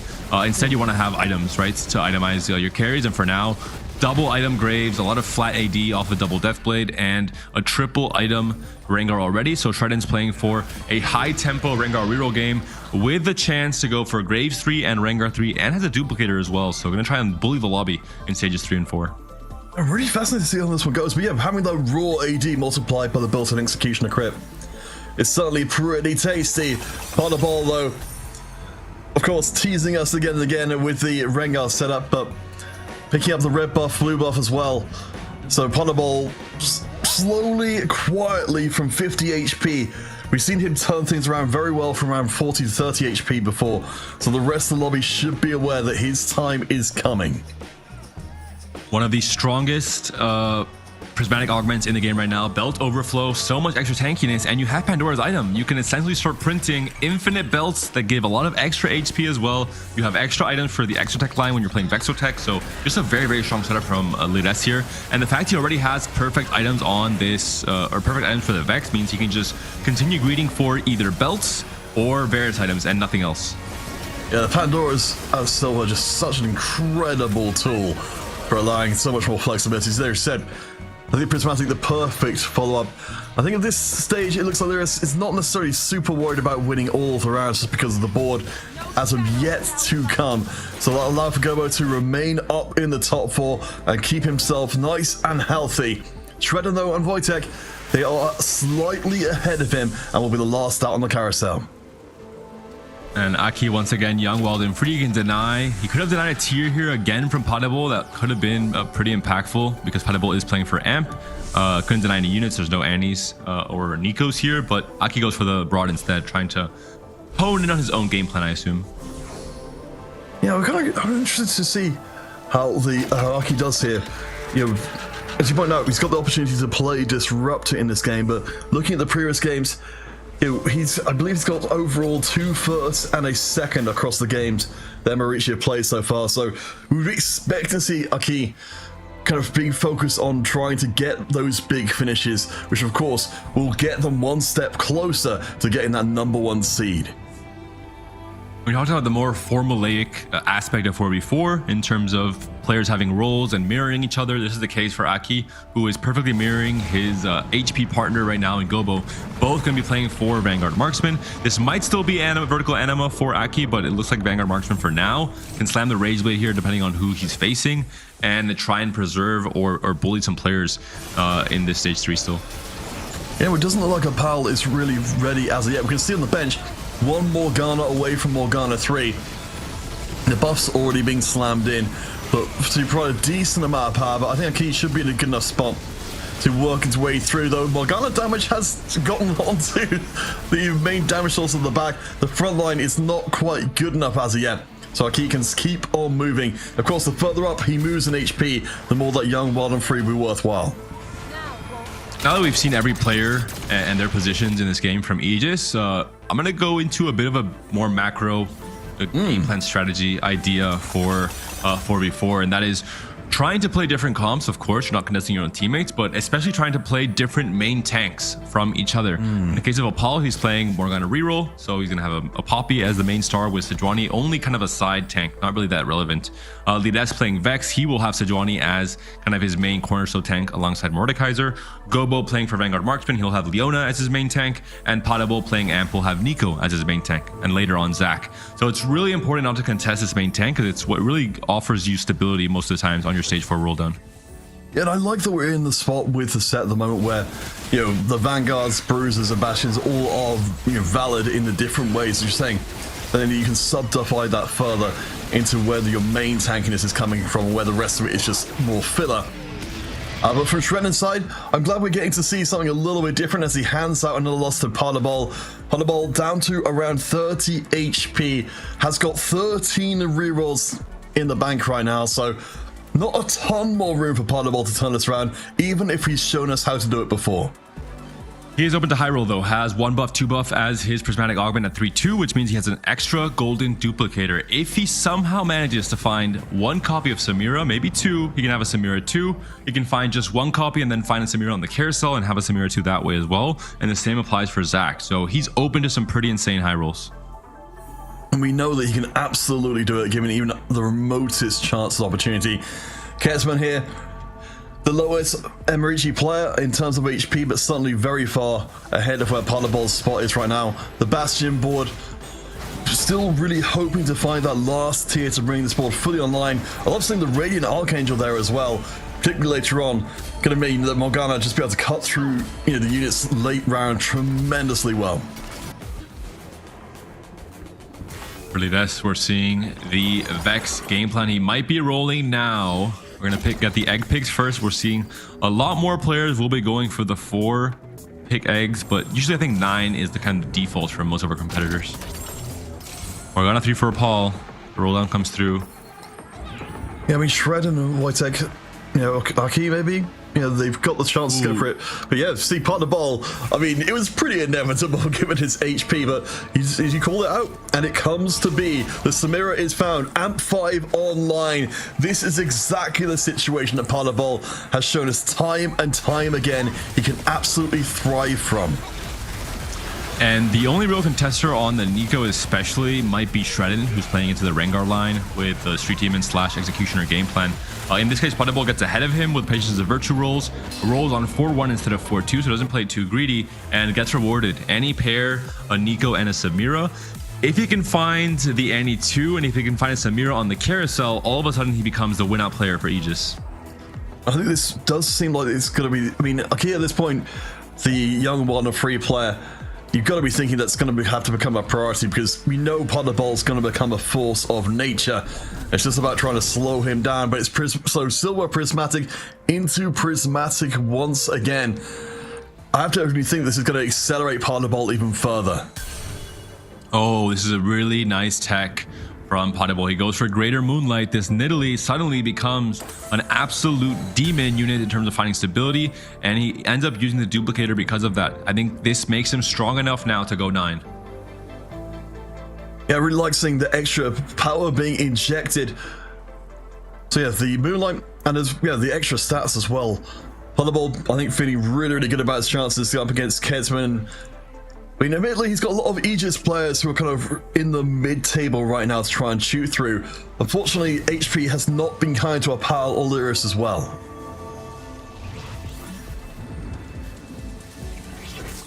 This is one of the biggest techs you have to be very well aware of in this AMP line. We're seeing the Nidalee now upgrading to 3-star and having that much more HP, that much more, tankiness, even if you don't have the Nico 2 yet, to buy time for this Annie to do its thing. So that's why the duplicator was used. You have kind of the perfect marriage between frontline and backline, and that should be enough to either win all your fights in stage 4, or if you're losing, at least lose by very few units, so you can stay healthy enough to be able to go 9. Yeah, I think Potterball feeling pretty good. I mean, has to wait for the egg to go through and hatch. But Kesman, we saw from before, being a very reliable player, has been betrayed by the Morgana. We have the egg coming through. Let's see if we've got anything spicy. Ooh, and he finds a pan. He doesn't have a chain vest, and he doesn't have Morgana 3 more importantly, and he might even have to sell the Sejuani here, which is really unfortunate. Opal, the other Morgana player, hits everything already. He reforges the bow trying to find a chain, misses, finds a cloak instead. So things are not going as planned here for Kesman, unfortunately. Remember, this sponging is though. It's gonna buy a lot of frontline here. Kesman, at least has the sponging, as you can see, to make this frontline much more tanky than it was before. But remember, this is Kesman who started off with the Titan, so it's got even more HP than he would have had otherwise. Has plummeted down after so many losses, and had to take the Shojin on the Morgana as well, who isn't even a Morgana 3, whereas Wojtek walks in with his Exotech board that's been brewing all game long and hands out a L to Kesman, who drops down to 15. And that's just really tragic. There is a chain here. Potterball is going to try and deny it. Aki's trying to stop him, but he can't. Oh, and Aki maybe tricks him. Kesman is slowly trying to make it to the chain, and he does. So many mind games from our competitors here. Aki makes it seem like he's going for the bow, and maybe Potterball just didn't care, but the chain is not picked up by Kesman. The Bastion emblem has been found. Yeah, I have to wonder at this point what the overall strategic aim is for each at this point. Maybe they're just writing out Kesman, saying, you know what, even if he does get the Bastion emblem online, he's not going to be the major threat. Otherwise, just because, as we talked about in the previous game, the Shojin just a considerably less appealing option than the blue buff, but Kesman just doesn't have that much room to work with. And it's just absolutely tragic. Cannot find a Morgana upgrade whatsoever. That's going to be the more stable Vex player. Opal, we're seeing here the upgraded Morgana, missing the Poppy, but has a Jack at the very least, and also has a Bastion emblem pickup as well. Yeah, and now you'll be able to turn that into a second Bastion emblem as well. We've seen this so many times again and again. One side of the battling equation on the two players trying to go for the same composition just ends up absolutely crumbling. Shredded on the other side though, honestly deliriously happy, David, that we're actually getting to see Shredded bring out something a little bit different. Unfortunately, I do think Bastion is going to be one of the trickier matchups here for our executioners, because there's so much in the way of defensive stats knocking around, so hard to get rid of units quickly. That being said, I think the game plan is just not looking too good for Medici right now. Kesman's going to die out. Potterball has stabilized and is going to be very, very strong on the AMP board. Shredden, he's playing a cool comp and it's an interesting strategy, but he knows his cap, right? It's Rengar reroll. This comp is not going to win the entire lobby. He's also picked up Invested, which is just a gold injection, but nothing more really as his final augment. No, we've got to deal with the fact that Partable is, continuing to be a huge stone thrown into the lake. There is this game 1 here of the upper bracket finals. At stake will be the #1 seed once this whole series is done. Shredden finds the Graves 3. So at least a little bit more love coming from the executioner side. But you're right, the cap very much lower. Won't even be able to reliably find the Argo, I suspect, before this one is done. Kesman, though, trying to hold on here for Emerici. Has been trying so hard. At least he's got the Bastion 6 online, but there's so much more room for this comp to be so much stronger than it ever ended up being. Guaranteed 8th place. The writing was on the wall for a few rounds already. Once we saw that Morgana 3 was not found yet. Had also the Shojin instead of the blue buff, so just really not ideal. Checking out Gobo's spot, gets the egg hatch, has a Radiant DB on this Zed and a normal DB as well, and is playing towards 6 Slayers. So what was a tempo game plan with Senna has now just become a tempo game plan all the way into stage 5. It is really interesting to see this being much more focused around the Zed. We're not spending time trying to get the center up. We didn't spend the time getting the Shaco up either. So we've just, rather than go for the defensive itemization, just the Bloodthirster to keep this Zed up. But in trade, he's going to hit like an absolute truck as long as he can get into the right position. And this will likely be a pivot into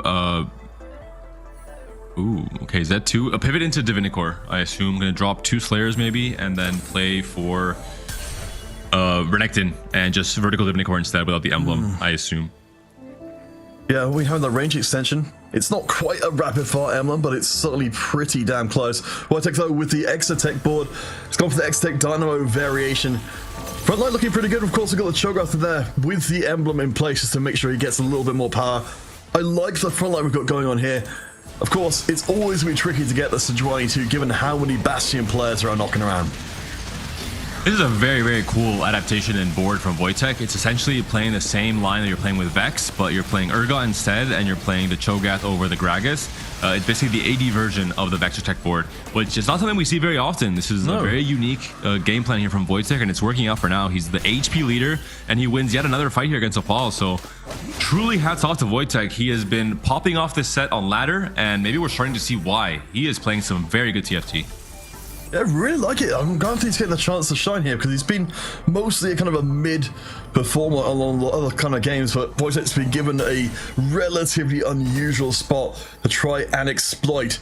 Still though, in terms of overall positions, we do see the 2-star Renekton coming in for Shredden. I think we're going to be seeing ourselves a little bit of a change around from what we've been seeing before. Beautiful transition from Shredden. So he was using Rengar only as a tempo option to make it to 9 with Invested, and now he's going to try and cap around either an Amp board or a Golden Ox board. I think he's still stuck in between. These guys are cooking. I mean, I'm very impressed with Emerici and the game plans that we're trying to execute on, because this is some beautiful TFT. I think that's been one of the big defining factors of this Polish team's run through the tournament. They've just been surprising again and again. As much as Aegis and France in general have been the ones to have the traditional wisdom and the optimization so far really locked down, Emerici have been so hard to track as to what they're going to do next. I want to go back to Shredden's point of view because he is not done rolling. I'm very curious what board he's going to stabilize on. Lidas is playing no offense, but the more boring Vextratech board we all know and have seen a million times before. But this is some, a mix between Golden Ox and Amp for now. Has a Samira online carrying these DBs. Hasn't found any failures on the roll, and I assume that's why he has not fully gone into Golden Ox just yet. But there's still 30 gold to roll and a full bench worth of gold as well. So Shredden can still do some crazy stuff with this board. I like the choice to go for the Samira, to get the maximum amount of AD onto the Renekton here, acting as a secondary carry. You can see Samira with so much AD, she's healing herself back up, and Renekton walks through the composition. This isn't a long croc, but it's a short round once it gets hold of your backline. I am, not biased necessarily towards Polish teams, but I really hope Emerici wins this one because this is some really, really beautiful stuff they're doing. Wojtek wins another fight as well. Potable, unsurprisingly, is win streaking with the Amp after we saw him cap out. For Wojtek, there is a chance for an Exo emblem if you want to play some kind of even weirder 7 Exo board alongside that Urgot and that Cho'Gath. I mean, it kind of feels like you've got to at this point. Gobo picks up the Slayer emblem. That's huge for Gobo. He can cap out with 6 Slayer and a Slayer emblem on Renekton as well. But because Shredden went into that Renekton line with Golden Ox, it's going to be harder for Gobo to hit. So just beautiful from all angles from Shredden and his game plan. I mean, it's all coming together. I love the idea, particularly for any of you folks who weren't here for last year's EWC. Ultimately, EMEA didn't do the best, only branching out of which Boulevard was a member of that team, managed to get in, really too much progress. EMEA as a whole ended up underperforming compared to what we could have hoped for. What I'm really excited about seeing here, David, here in the closed qualifier, is that we've got this kind of innovation, this kind of creativity already being displayed by Emerici. This, to me, feels like it sets them up really well as an EMEA candidate for the main event. There's the Aphelios, skips over the Aphelios. I think that was an accident. He was behind the blob, or maybe he wants to just commit to playing this 4 Golden Ox. I assume it was a mistake though. I don't see why you wouldn't hold on to the Aphelios. I think you would have a stronger overall board with 6 Golden Ox and Aphelios replacing the Samira. Getting those extra components seem like a big difference. But keep your eye on the Renekton, as this time he gets a little stalled out on its way to the backline, and the Bastion Morgana demonstrates what it does very well, which is punish the backline that's on the same side of the board as the Morgana. You just get incidentally picked up and deleted. Gobo taken down. The Slayer dream with Renekton carrying that emblem is now over. Despite his strong tempo start, he has fallen flat on his face in this stage 5. Let's stick with Shredden once again because he is not done and he's now in his last life. He has to commit to something. Hopefully, maybe finds the Aphelios and pivots into 6 Golden Ox, or just decides this is his best bet, trying to find the Samira too. He's facing Lides, Potable. Aki's also on Aphelios, so that's why he doesn't want to buy the Aphelios and stop his teammate from hitting. Oh, right, of course, yeah. I mean, at least we've got the Garen being able to put through and get the extra trickle of power coming in with those extra mods up against the key in this round. So Shredden should be able to get through this one. The key with 32 HP has suddenly got HP to spare. And the Aphelios, won't be able to stand up even if he wanted to, I suspect, because this board is still incredibly strong. The audacity to not continue rolling here from Shredden on one last life. No net to catch him if he dies here, and had a few of the Aegis players in his matchmaking pool, but decides, hey, I'm going to greed it out, get some extra invested rolls, get some extra econ coming into the PvE round. So as we come to PvE, let's take stock of where we are. Wojtek, of course, been having an incredible game with the Extra Tech set up from a very early on. Is still leading HP. The Potable we saw as the up-and-comer who was going to challenge him, no longer on the win streak, even with a 5-amp board. Audible, if he's able to make it to 10, he has a very clean in with Aphelios, getting marksman on the Samira. Samira, with her shred, will reduce so much armor once she casts, and she has that AoE effect. But he's still very far from that level 10. He has to probably roll a 9 instead. For Shredden here, we have to check out this roll down. What does he decide to stabilize on? Nico 2 for Potable, Sejuani 2 for Lides, so most of the main tanks are now being finally hit for Team Aegis. Brennan's going 10, playing for 4 amp, 4 Golden Ox. What a cookery here from Shredden. Has taken the long route to getting to this amp board, basically. I mean, he's got the anti-itemization in place, but I mean, Samira as well. With, I'm assuming, will be a Golden Ox mod on her for maximal damage. She's going to be able to rip through boards while Annie provides the extra body of the Tibbers. I'm really liking Shredden's chances here. He's taken definitely the road less traveled, but it all seems to be methodical. As you can see, the power of the board unleashed. It goes right through everything. And Sejuani on the right side, but it does not matter. So many items, so much damage, so many carries in this setup from Shredden. Aki now down to what looks like 1 life. Lides also now down to 5.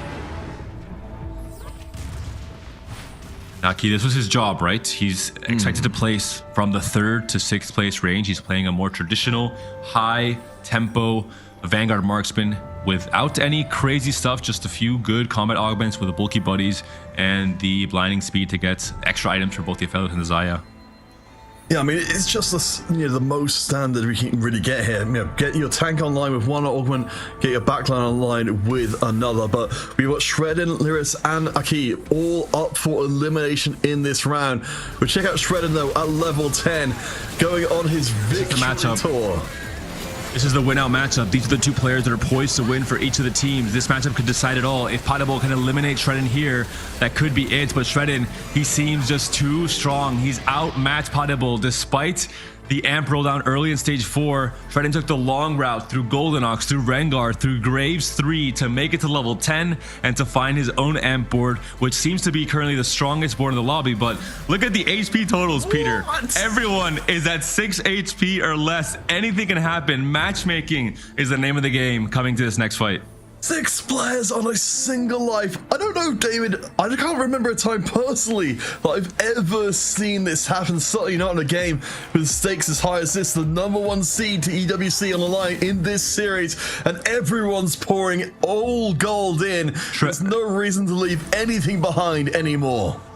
Shredden only has one Aegis player in his matchmaking pool. He is the strongest player in the lobby. He'll win any fights, we have to assume. Does he face Opal? He doesn't. He faces Wojtek. It's a guaranteed elimination of Wojtek despite his very insane 7 EXO board. For Lires, he is going to be facing Aki. So direct 1v1s here between Emerici and between Aegis players. Whoever wins here is going to be so important. I think it's going to be tough to get through the Sejuani as well. Unfortunately, the stun's on the wrong side of the board, doesn't even go off. And that's going to be absolutely key. Staying up for one more. So Wojtek is out of there. Lyris is out there as well. We're waiting to see where Opal drops. And he is gone as well. So Emerici is forced to go 1 and 3, I believe. Or no, it doesn't matter, right? Because it's just whoever wins the game at this point in time. Well, let's see. Yeah, so we've got Aegis. They came out of the bottom 4 with the advantage because they came in 7th and 5th. So yeah, it's 1 and 3. 1 and 3. Okay, then whoa. We'll just see how the last few pieces fall into place then.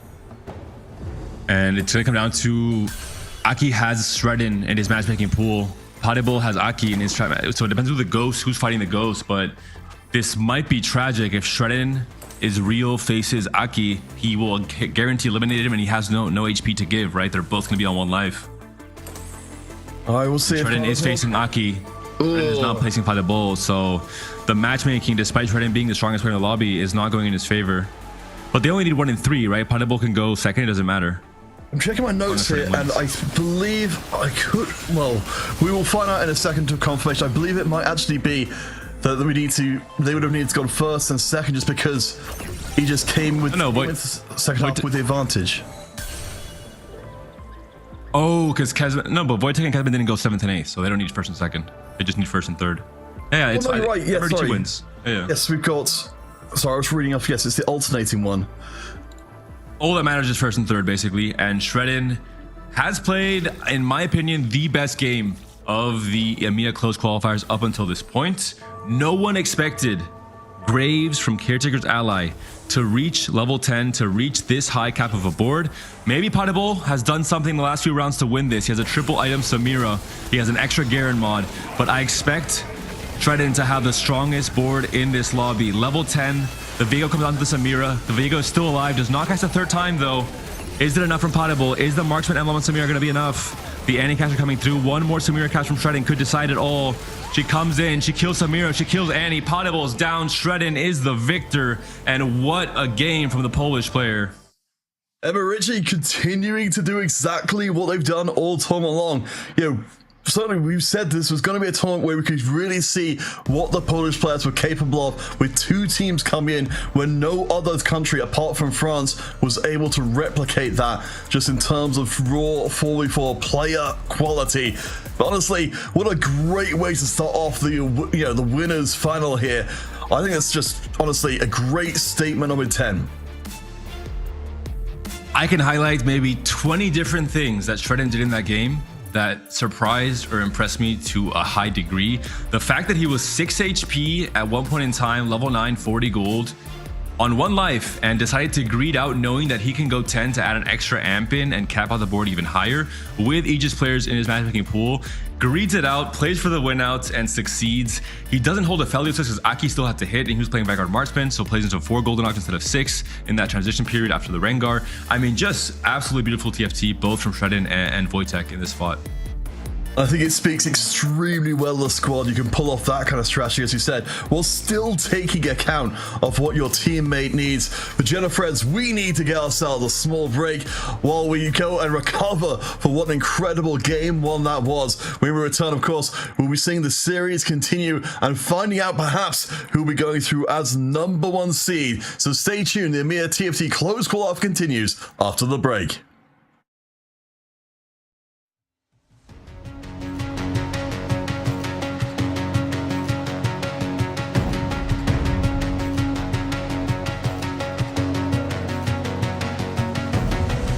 Something in his eyes. There's a storm within, but it's written in the sky. Let it break me till it's over. Don't let it shake me, no.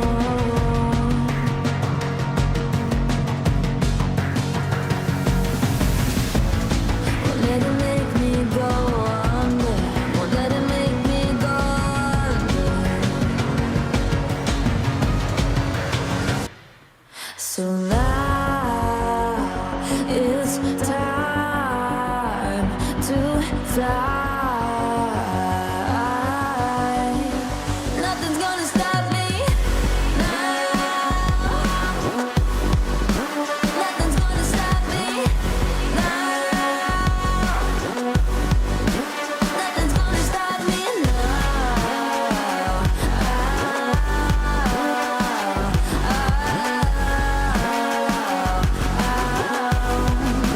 Nothing's gonna stop me.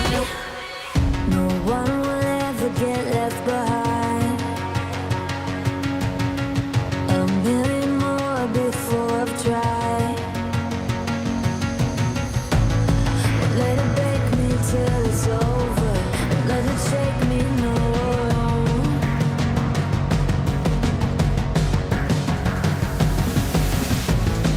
Let it make me go under. Let it make me go under. So now it's time to fly. So now it's time to fly. Nothing's gonna stop me now. Nothing's gonna stop me now. Nothing's gonna stop me now.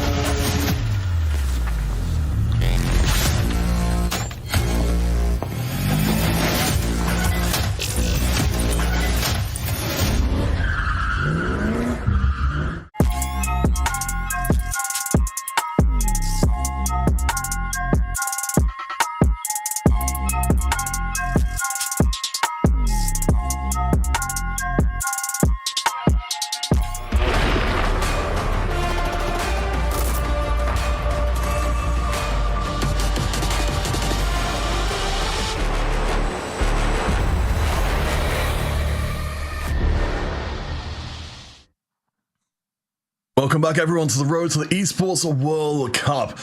David, we may only have one more game to go because Emerici, perhaps living in defiance of their name, which to my understanding at least means the pensioners, coming in and providing ourselves some pretty high-octane excitement here and upsetting Aegis, not only putting Gobuster himself into his first bottom four, but handing Aegis their first loss of the entire tournament. If they keep it up, they're locked in for some pretty juicy pensions when they finally retire from their TFT careers, because that was some wonderful display of strategy and talent from our competitors, especially individual talent from Wojtek and Shredden. I think Aki and Kazman, they're kind of forced into the more boring roles of, okay, I have to play Morgana reroll. I roll to 0. I don't hit Morgana. I go 8th in the case of Kesman. And in the case of Aki, Vanguard Marksman bled out to a bot 4 in the end, but did his job winning that very last fight against Lides. The real standout was Wojtek, who managed a 5-win streak on stage 2 off of the EXO +1 as an emblem with Poppy 2 carrying that.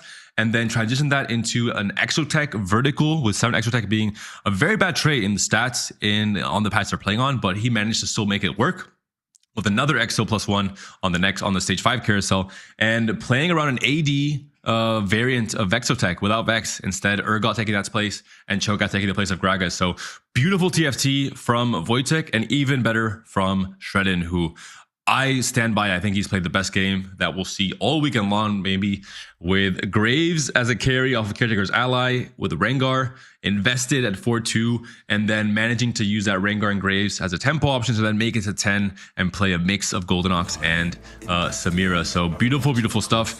And even more beautiful stuff coming up, Peter, because we have Zed and an Artifact Anvil for game number 2. This is the exact encounter that this exact Polish team played yesterday in their 2-0 win against Fnatic to guarantee their slot EWC. So they're very comfortable and maybe familiar with these artifact strategies. And a small update, of course, as we head into this game, and I think absolutely Emerici, they've shown us creativity after creativity. This feels like a perfect environment for them. It's worth noting that off-screen and off-stream, Maus did lose their series up against Alcacia, which means they'll be put into the 5th, 6th place decider, which we played tomorrow for the last spot to get to the closed qualifier. Whereas as we focus on this series, of course, it's for the #1 seed that goes straight through to the main event. It means the team can skip playing in the last chance qualifier entirely and spend all of this time in between studying up and learning how to perfect your 4v4 game. And it was Volta with a win in that very last game, so no surprises, right? The Volta's the player where when you need to clutch up, he absolutely always shines for his team.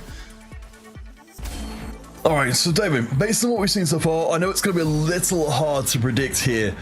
I suppose maybe this is a little easier on the Aegis side of things, where they have played the more traditional style. In terms of which artifacts would be most excited to see, outside of the more common ones we've seen so far, like Blighting Jewel.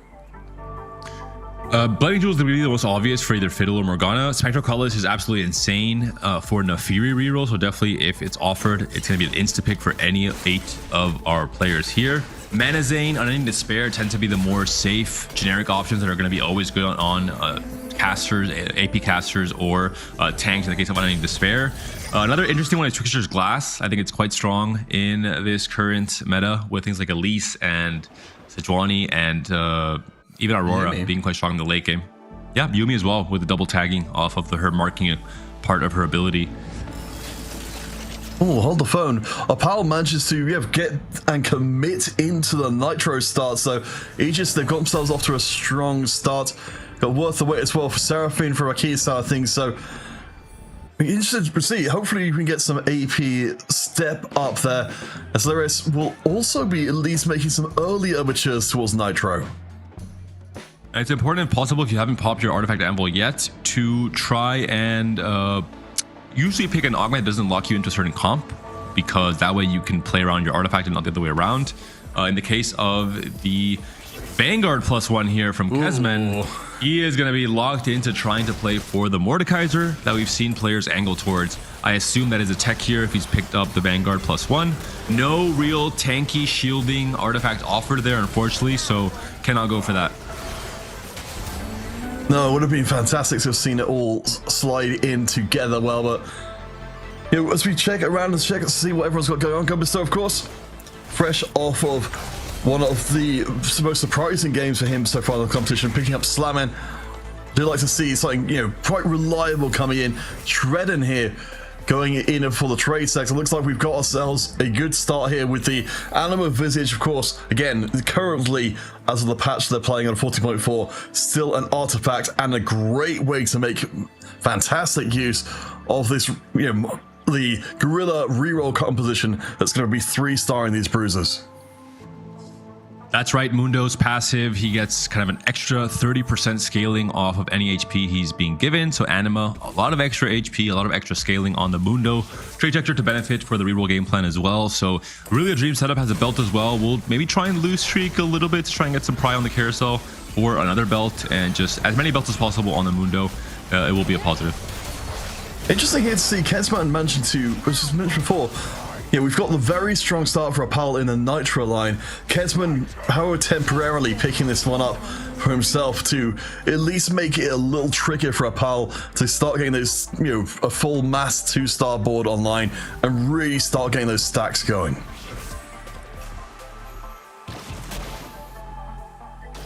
We're seeing the Street Demon coming online. Let's try and get a check through all the different players in the lobby to see what artifacts they've picked up off of their anvil. Shredden, we've seen already. He has a Mundo, and he's pretty much locked into the strategy. We'll see his roll down later on at Krugs or at 3-1. We haven't seen, I believe, Aki just yet.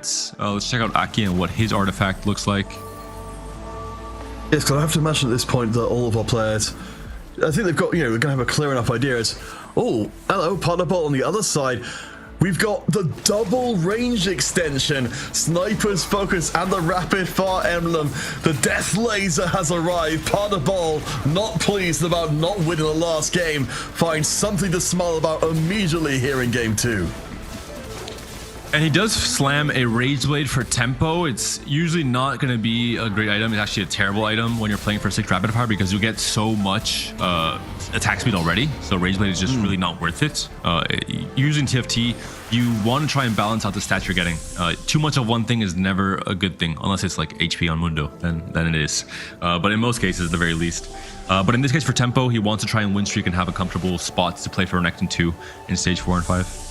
I guess, you know, with that kind of board for Potterball being so late game focused, I don't hate having at least a way to try and, you know, get that Shaco to be an early game carry and preserve HP, even if, yes, as exactly said, it's not necessarily optimal overall, but at least as we come to the first carousel, Opal, despite being contested on Nitro, maintains his unbeaten streak.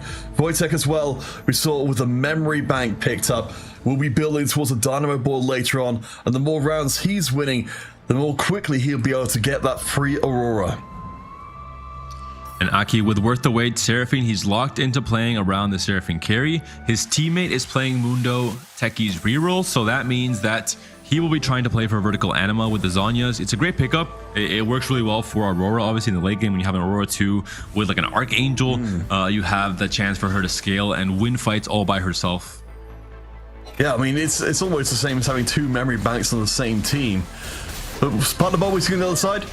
See, I think, honestly, I really like this start here. I mean, again, even if it's not perfect setup, you can see early on, Potterball not in any real danger of losing these early rounds and being forced down too low to get the Renekton 2 later.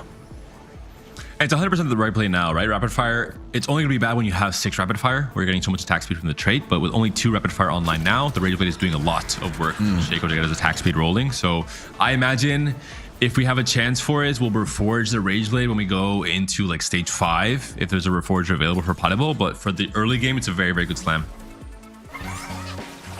Checking in with Lyris here, who of course has been the lost streaking player more often than not for Aegis, trying to ride out, you know, the inevitability of being the bottom 4 as well as possible. Blue buff and the Deathfire Grass slammed in for him, so definitely the AP side of things. Checking in with Shredden, of course, as well, has been spending these rerolls so far rather than banking them to get as much on the bench as possible, and actually relatively close to finding the Mundo 3 already. The Anima Visage combined with the Warmogs already. You attempted a lost streak there with the Nitro player. locking the poor Italy in place.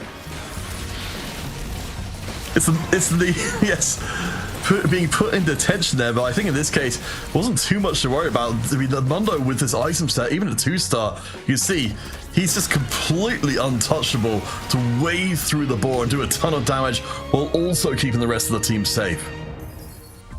And for Riyadh, with this DFG blue buff setup, it's going to be either Vex or probably just going to be Amp. So you really want to go for the lose streak, want to go for the 5 loss and get a lot of extra gold. Hopefully he'll find an item or an augment that allows him to get extra gold to hit the entire Amp board. We've seen Amp pretty much for every single team, every single game, because it's just that strong as a win-out comp. And Riyadh seems to be the chosen player for Aegis in this game too. I mean, I'm hoping we're going to get spoiled here in Game 2 and see Emirates pull off something wild here again. I mean, even just taking a couple of steps away from what we would have expected was still enough to allow the extra flexibility. I think you pointed out really well, in Game 1, to be able to get the winning outcome while still accommodating for your teammates' needs.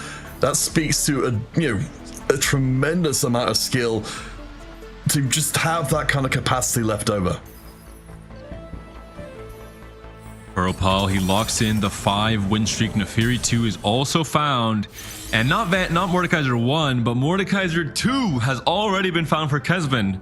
Think about the very first game we saw this tech from Espat in day 1. He didn't have a Mordekaiser at all until 3-3, so a very strong start for Kezban here. And a Zed as well to carry the Infinity Force, a really good item on Zed. Think of this as a much earlier cast because of the tier or the mana element from Infinity Force, plus so many stats that the Zed uses really well. So Zed, one of the best users on this artifact as a whole, and we're on 3-1. You have a great carry, you have a great tank, a really good spot for Kezban here. Yeah, we saw this before, absolutely, with teams going out of their way to try and stop this early coming together. But I really like this spot for Kezban, and again, looking to try and impress us here today. You see the Mordekaiser, more or less by himself, just with the Bruiser being put up on the front line and maintaining very well. I mean, admittedly, you can see Wojtek wasn't really looking to win this round anyway, but it gives a little taste of what Kezban's board is capable of at this point. Augment round coming through. What are the options that are given to our players? Gold augments. Aki is giving the chance for Glemify or Last Stand, 2 very strong options in 4v4. Glemify really gets your cap going much higher, but he's on the Seraphine game plan, so I think it cannot be Glemify. He'd lose out on all those Seraphines.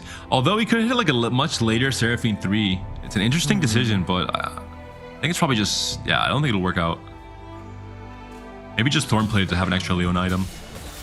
I mean, it's got to be pretty tempting given what we've seen so far. We do see a little glimpse there of the Shredin's Mundo board, which has hit a 3-star Mundo, so we'll be able to make a move later on. We see a lot of thought being put in here for Aki, and it's going to be the last. I might get baited from this one from before. I believe at least it's Last Stand. It is the Last Stand this time. Okay, we got thrown off before.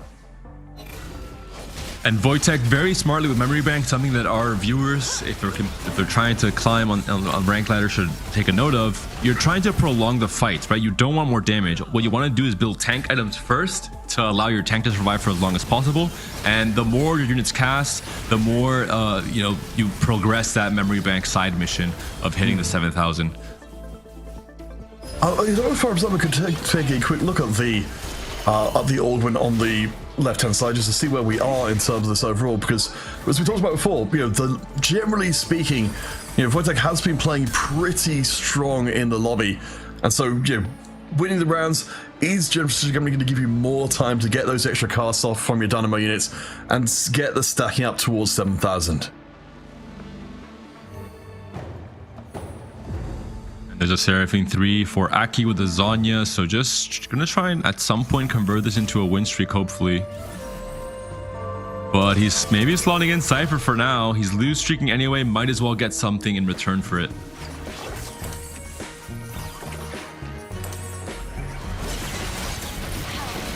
I mean, I don't hate this at all, especially with the last standard place. You've got yourself at least a guarantee you're going to have that step stronger on the board. As we talked about multiple times across the tournament as well, we've seen so many of these games come down to just one round's difference. Being able to stay alive for that step longer. it can be the difference between your team winning and losing. Now, do we see some of the key forecasts on this upcoming carousel? A Z for Kezman would be insane if he wants to try and go for an early Z2 to have a very strong spike alongside the Mordekaiser 2 that was found with the Vanguard emblem. Any Annies are insane for the Amp players, obviously Nico as well.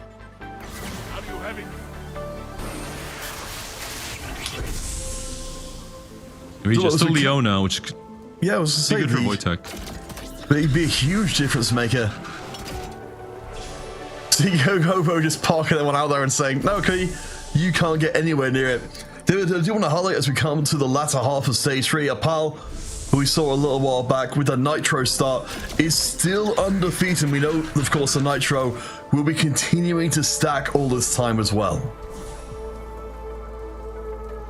Aki on the flip side, I'm actually curious because he picked up Last Stand and Vertical Anima is not really a comp that can really make the best use of the stats on Last Stand. It's not really a win out comp. I'm wondering if Aki just completely forgoes the worth the wait, uses Cypher and uses a Seraphine as a tempo tool or like a resource and then tempo tool for Seraphine and pivots into Amp instead in stage 4. He was holding an Annie on the bench. I wonder if that's just to try and deny the opposing team or if he's considering the option of maybe not playing Vertical Anima this game. I think it's kind of wild. You've kind of turned this whole thing into a raining gold situation, I suppose. Then I like it. I like it more if Aki, is able to start bringing back some power into the board and try and make sure that at least he's in a decent HP spot. Because I love seeing players who can hold that last stand for as long as is humanly possible, rather than doing what Aki is doing at the moment, which is plummeting down towards 0 HP at a rate of knots. I mean, he has Cypher. I think he wants to definitely lose here. One more cash would have been huge there. And because of the Cypher cash out, I mean, he might just give up because it feels weird to have all these extra readers and then just play Vertical Anima, which is not really the win out high cap comp that we expect to win games altogether. Yeah, and again, Aki has been the player who's been tasked mostly with being that win out player. So at least in a spot to try for here. Gobistar, of course, we'll check back in with to see what he's got brewing. Has found a spot to be able to take some Mordekaisers away, of course, from Kezman and try and make sure that the 3-star version of the Vanguard Mordekaiser is not a realistic possibility. A little bit of French TFT, Aphelios and Zaya on level 7, locked in and ready to go with Unending Despair, which is pretty generically good tank artifact as well. So going to be playing the more boring 4 Vanguard, 4 Marksman line, most likely, but already a very good start for the backliner, just for maybe trying to find those 2-star copies of these key units in stage 4. What we do have though here for Gobo, I was just double checking to make sure I wasn't confusing with the magic roll because of course they're very similar, but the trait tracker, David, you've been talking about this before, is players finding a way to significantly shift their position in the game by just suddenly having this huge upswing in potential. He had not many traits activated though, so going to be very hard for Gobo to cash that out. He has to roll down for a specific board, I assume. And we actually don't see any Morgana reroll, right? This game, from what we've been noticing. No, I don't think so. At least I haven't noted it down on my side of things, but I suppose, well, you were talking about this before as well, that we're in a situation where teams have been forced into both playing it just to stop the other team from going forwards with that standard play that would be so strong if it was uncontested. We're going to see from Apollo a bit of a roll down here and then go back to Shredden's board because I think there's actually a really cool little optimization with Shredden's game plan. We're seeing it here. Goes for the Mundo 3, but then he says, hey, my teammate has Seraphine from Worth the Wait. I'm already hitting this Mundo way ahead of everything else. I might as well just start pushing levels now. And it gives up on Alistar and Seraphine, and he's going to play for Vertical Street Demon instead, with most likely Brand being like the main carry alongside Mundo being the main tank, and getting all this extra gold from Mogul's Mail across stage 3 as well. So another really cool little game plan from Shredden here. Yeah, I mean, I think that's been the big thing that's been defining from what we've seen from Emerishi so far, is they're just taking these roads left traveled. It feels like, if we're talking about team dynamics and kind of team attitude overall, it feels like a team in the Polar squad here who are encouraging of each other to try and find these off-base approaches to the game, and it's paying off here in this one where they're just seeing angles that other teams just would never even consider. Strong win for Tredden here. Level 7, 50 gold. So really recouping that econ despite having to roll for the Mundo. Final gold augments for our competitors in this game too as we move into stage 4. I got a little bit of combat strength in, so part of the ball you can see on the far right hand side is starting to pick up, but might be able to baton pass between him and Apal, who's started to drop off a little bit, but actually we're seeing a ton of upgrades coming in alongside this combat augment, so I think we might be in the market for some bigger swings, particularly for Shredden and Kezman, who are currently in 3rd and 4th overall. At this point, David, Aegis in control of the top of the scoreboard. And this is yet again the different Extra Tech version from this time not Wojtek but Kezman, who says, hey, I have the Urgot one, the Vex one. Urgot might just be better here and is going to be playing the Urgot for now while keeping the Vex pair on the bench, hoping to hit this upgrade with that Vanguard emblem we talked about, that this Mordekaiser is scaling the HP, right? He's getting permanent HP every time he's shielding off of the Vanguard trait, off of the chassis, off of the Crown Guard. So this Mordekaiser 2 will be a Giga Tank coming to stage 5. I mean, he's already pretty freaking beefy, and yeah, I'm really liking this change of approach that we're all seeing more players pushing through and itemizing the Urgot as Aki does go down very low. The last stand is still available, but it's always tough when you end up with the last stand procs when you're still way behind the rest of the field, and the last stand buff by itself might be not enough to bring your team back in. No Aurora, no Leona 2, no Zaya. I mean, it's just a little bit tragic, right? You need to have all of your upgrades. The Yumi is maybe even too expensive to play. I don't know if you can even upgrade this. And he's trying to play defense on the Amp board. He has to maybe at some point in time sell the Annie, sell the Samira, then try and find some key upgrades like that one. He doesn't buy it in time. And he's facing an Aegis player. That's a tragic turn of events here. Oh boy. He couldn't sell these units, right? He has to play defense on the Annies and on the Aphelios against Gobo. Yeah, I mean, that might just be it for, as much as we expected to see big things from Aki, I think that it's got to be taking the acknowledgement that your spot. Oh, I think he wins this still. Maybe not. Yeah, he has his Zanya's proc. I believe he still wins this, and he still has Last Stand activated, right? Or 2 activate. Okay, so Leona comes in. I mean, maybe. I mean, this is as good as, recovering from 20 HP. Aki at least has the 1 life left over, and the 1 additional. We see just above the table, Gobo's just Aurora on the carousel for Aki. This is the spike he needed. There's also an Aphelios for Gobo, though, and considering that Aki, yeah, he might have to deny the Aphelios. He was considering it.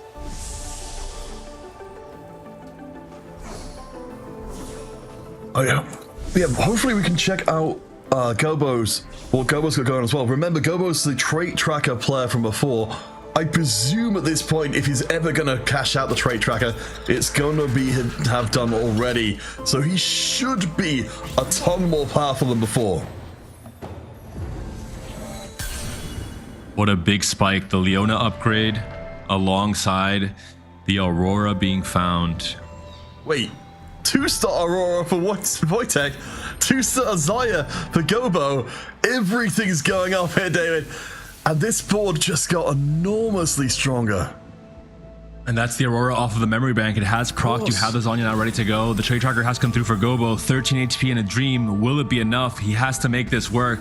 Let's go back to Gobo's board to check out how he's going to be able to assemble all these emblems. Can he make it function? Double or 1 Divinity Core, 1 Marksman, Rapid Fire, Streak Demon, a little bit of everything. Is he going to be stable enough to win this fight against his own teammates? The One of the highest HP players. I think the thing is, the Vegas hitting like a truck. I think Leona 2 survives for just a little bit longer in the backline. I think it's barely good enough. That's huge. Gobo gets a chance to breathe as Aki goes down and activates Last Stand. What a crazy turn of events here. Gobo now has maybe this next turn to try and make his board make sense, because when you proc trade tracker, usually the turn you proc it, you are all over the place. You're very dizzy having to understand what you can do with the different emblems and how to make your board as strong as possible. Now, this is the second turn that he's procced it, so he can start having some clear thoughts. We're seeing a much more relevant board right now. All the traits are now lining up. and the positioning is lining up as well. I think, honestly, looking at what he's ended up getting, with the marksman you mentioned before, the rapid fire element, the Slayer as well, and the Bastion, I don't think Gobo could have done massively too much better than this. We've got the Renekton ready to go as well. Has the marksman kicking in, but Wojtek, it's looking a More little cash from bit the scary. MF. It does come Renekton slides through. The Zhonya's buys a few more seconds. Zonya should win cost. it. It's not quite there. Gobo alive. Aki down to the last life. The last stand is here. Oh, But that no. Shyvana is enormous. There's no winning against this innervating Locket Shyvana unless the Anima Squad weapons are trying to help as well. The cast comes through, but it's not enough. Aki taken down in an 8th. Tragic turn of events for Emerici. Well, for Emerici fans, of which I think that we're going to start to see them emerging. It was an 8th place in the last game for Kedsman, and Emerici still managed to take it all, but that's going to be disappointing, especially, as you said, with every round that passes, Gobuster getting more and more established with his trait tracker board. 4 marksmen duping up the Leona as well for a good amount of frontline with the 4 Vanguard activated as well. It feels like Gobo's got a long way to go in this game, or will be able to push up pretty far through the standings. And we've ignored Punable for way too long. 87 HP, still win streaking. Does not go for Renekton, just commits to the Shaco reroll with the extra range extension from Cyber's Focus alongside the Rapid Fire +1, which synergizes perfectly with the TF. We're seeing the hat on TF, not on Shaco, or else Shaco would completely negate all the extra range he's being given. Don't make that mistake if you're trying to go for this line. And Punable really showcasing a beautiful strategy here in game 2. I think that's the particular mistake you only really make once, as Shaco throws himself into the opposing side of the field. But yeah, I really love this. I think you're recognizing that there's going to be other players, even on his team, who need to be getting into Renekton instead. I think at this point, the Shaco's going to have stacked up a good amount of AD. But shredding Gump gets Wojtek in this round, as our pal will be brawling with the Vanguard ball from a 4 of Kedsman, which we can see. You're promising us a big old Morkite, and that's what we have got. I think it might just be good enough. Last cast through, and our pal is dropped. Hats off to Kesman as well. I think both Punable and Kesman showcasing their strategic depth in terms of competitors. They find an emblem and they really know the tech around these emblems. In one case, Rapid Fire +1 for the Shaco to really elevate to that next level, the S tier really, and Kesman finds the Vanguard +1 for the Mordekaiser, and he's playing a variant of Vector Tech which is much stronger than traditional. Yeah, and it's going to be so rare, and it's just showing how many games, how much studying these players have put in. They've got the opportunity to hit the ground running. But we've got an awkward situation here for Lyris. I mean, Aki already eliminated, puts Aegis in the advantage. But Lyris is still in a dodgy spot. 5 amp is good, but we're not fully there yet. The Annie isn't upgraded. We've got a Zac almost upgraded as well. But Shredder may not give Lyris enough time to get this board fully online. We're seeing that synergy between the Mundo and the Brand. One more catch from Brand should do it, and that should be the end of the game for Lides. A big win for Shredden, and some more tech being showcased by the Polish player. If we saw there on the Mundo, he no longer has a Mogul's Mail, which he picked up at 3-2 from his augment. Mogul's Mail is an artifact that does not scale well into the late game. It prints you gold, but it's not really the tankiest of artifacts. And he uses a Reforger to try and gamble for something stronger in the late game. He finds a Light Shield Crest instead for the Mundo. So really nice little optimization from Shredden. And certainly that Light Shield Crest will be sharing across the shield for pretty much the entire round. Certainly we know that Mundo boards tend to struggle if their backline gets deleted while Mundo is left all on his lonesome, so I like to see a little bit of sharing the love around. As you pointed out, the Street Demon backing up the Mundo in this game, and we've got the perfect itemization for Bran to make sure that he hits hard enough. We do see the Rapid Fire on the other side of the board though. We've got the Rapid Fire onto the Renekton, and it's just too good. Gobo is roaring up the table. I don't know who can stop him. Looking really tough. I mean, the emblems are just so good now after I think there was at least one Reforged there. You can go for another one as well if he wants just another Divinicore here alongside the one he already has to get 4 Divinicore instead. He already has so many items on his carries. but maybe wants to go for some anti-heal with a red buff. Yeah, I think at this point, you've got so many traits active, such a strong board already. That's trying to fill in any gaps that might be missing for your compass. Kesman will grab hold of the Urgot. Girls, we mentioned before, we have been seeing the Urgot knocking around the place, but right now it's all Gobister clawing up the table. Kesman close to level 9 to try and get a little bit more power in, and gets the 2-star Sejuani in to back up the frontline power of that Mordekaiser with the Vanguard. It's trying to maybe go for the Mordekaiser 3. Is still only on 5 copies though. Has level to 9. The only scary thing now for Emerici is who is their win-out player. Gobo has found a way with Trade Tracker to become the win-out player for Aegis. It was very risky. He was 13 HP when he cashed out, and he managed to stabilize and survive that very scary point in his game. And now he's poised to be the winner. Who can match him from Emerici is the big question. I mean, Kesman may be at level 9 as well, but I can't imagine being this, this is a board which is made enhanced dramatically by one emblem, but on the other side, Gobo still has every emblem you can really ask for. The Vex, it's good enough to at least soften the loss, but Gobo's path continues. 6 wins so far. Shredden and Kesman, and even Wojtek, they're all starting to drop down the HP totals. And these are good game plans from the rest of the Emerici players, but they're not game plans that win, right? Mundo 3 and Brand, it's good for the top 4. Memory Bank, unless you really high roll, it's really just not going to win a game outright, just with the Aurora and the Zhonya's by itself. And Kesman equally so. He's got 9 with Vex, but unless you start finding like a ton of 2-star 5 costs to completely change up your board, it's going to be very, very hard, even with the scaling Mordekaiser. Yeah, I mean, and Padabol, of course, is scaling himself. That Shaco will, at this point, must have again, as we said before, a massive amount of extra AD, as we see a little bit of rearranging going on there. I guess we ultimately did find a way to work around the lack of, or the Quincy's Rage Blade not being particularly good in the rapid fire board, but this time the relatively small amount of frontline does get burst through quite quickly, and the Shaco gets shown his place. Wojtek stays alive. Gobo is still winning though. This entire game comes down to one thing. Can Gobo lose a fight? Can anyone from Emerici or from maybe Aegis' own team knock out Gobo? If they can't, I think this is the game for Aegis to win. Padabol has done his job. He preserved a ton of HP. He came into stage 5 with 87 HP, I believe, still, or around like 70, 80. Even if he loses every fight from now on, he has done his duty on this team. It's all about now trying to defeat Gobo, who is going to be on just 1 life, 13 HP, stage 6. Pretty much any loss, and you're out. You're seeing an interesting development on the right-hand side. Shredden finding... yeah, it was the 2-star Samira to enter the field. Doesn't have the itemization for her at the moment, but hopefully this will find something worthwhile. Shredden with not a lot of runway left, as honestly, the rest of the Emerici team. Things are coming to a head in these next couple of rounds.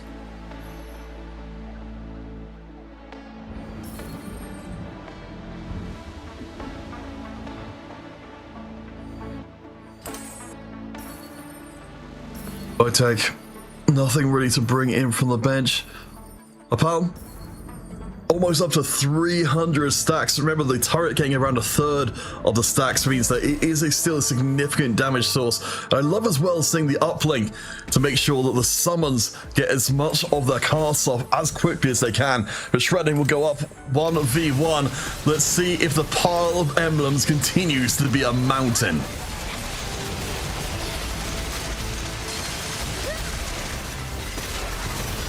This time we've got a front line which might be able to hold. We can see that Urgot is working its way through, but no. Ultimately, it's not even close. Shredded is out of there. Minus 17. Gobo, you can just see him working his way up the table to meet up with his teammate.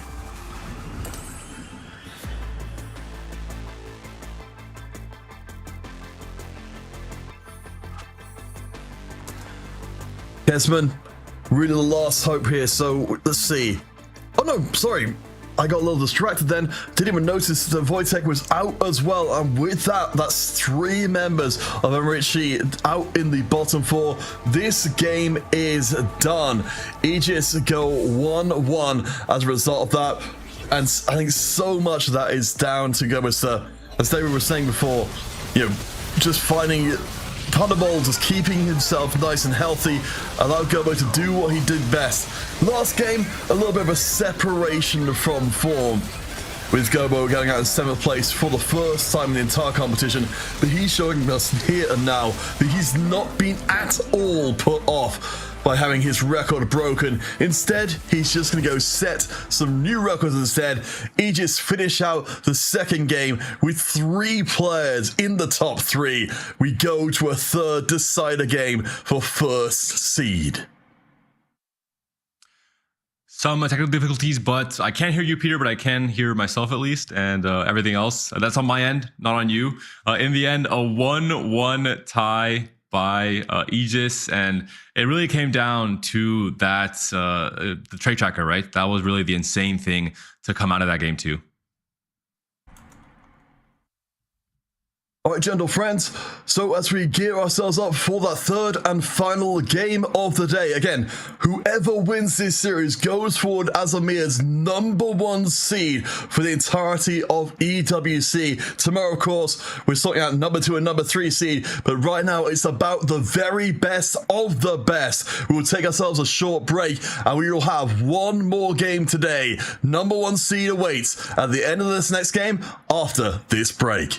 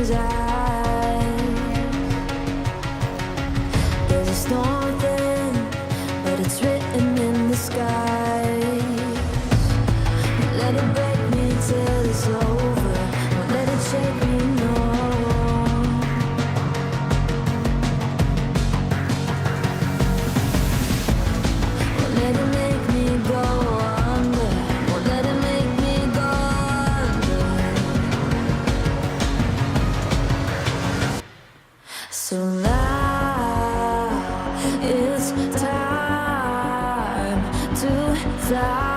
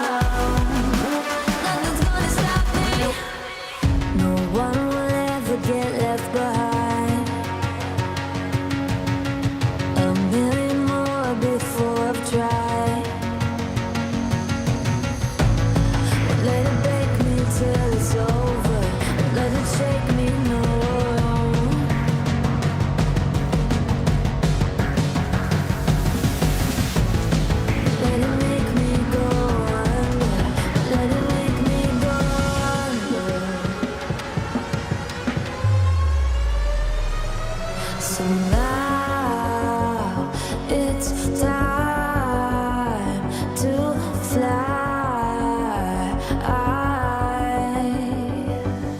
So now it's time to fly.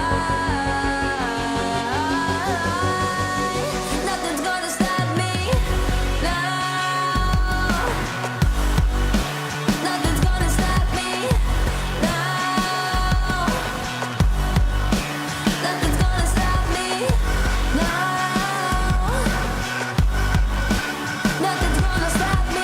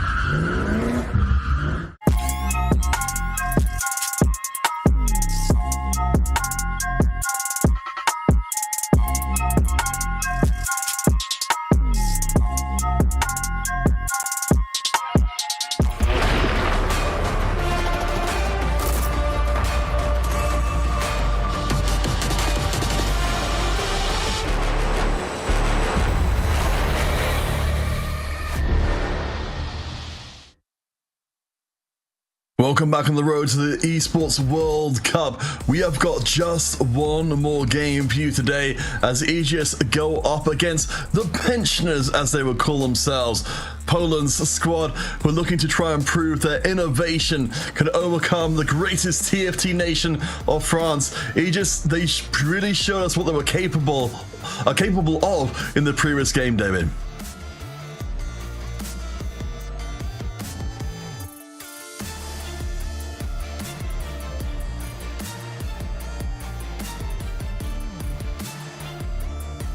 Yeah, just honestly amazing stuff, and I think it's such a great illustration of why we praise the 4v4 format so much. In that, I think when you first come into first blush with it, a lot of it is decided by who can be in that first place overall. A lot of scenarios do work out that way, but as we saw here, the opportunity to have a player come through and, in combination with a strong first place player, put the game beyond repair.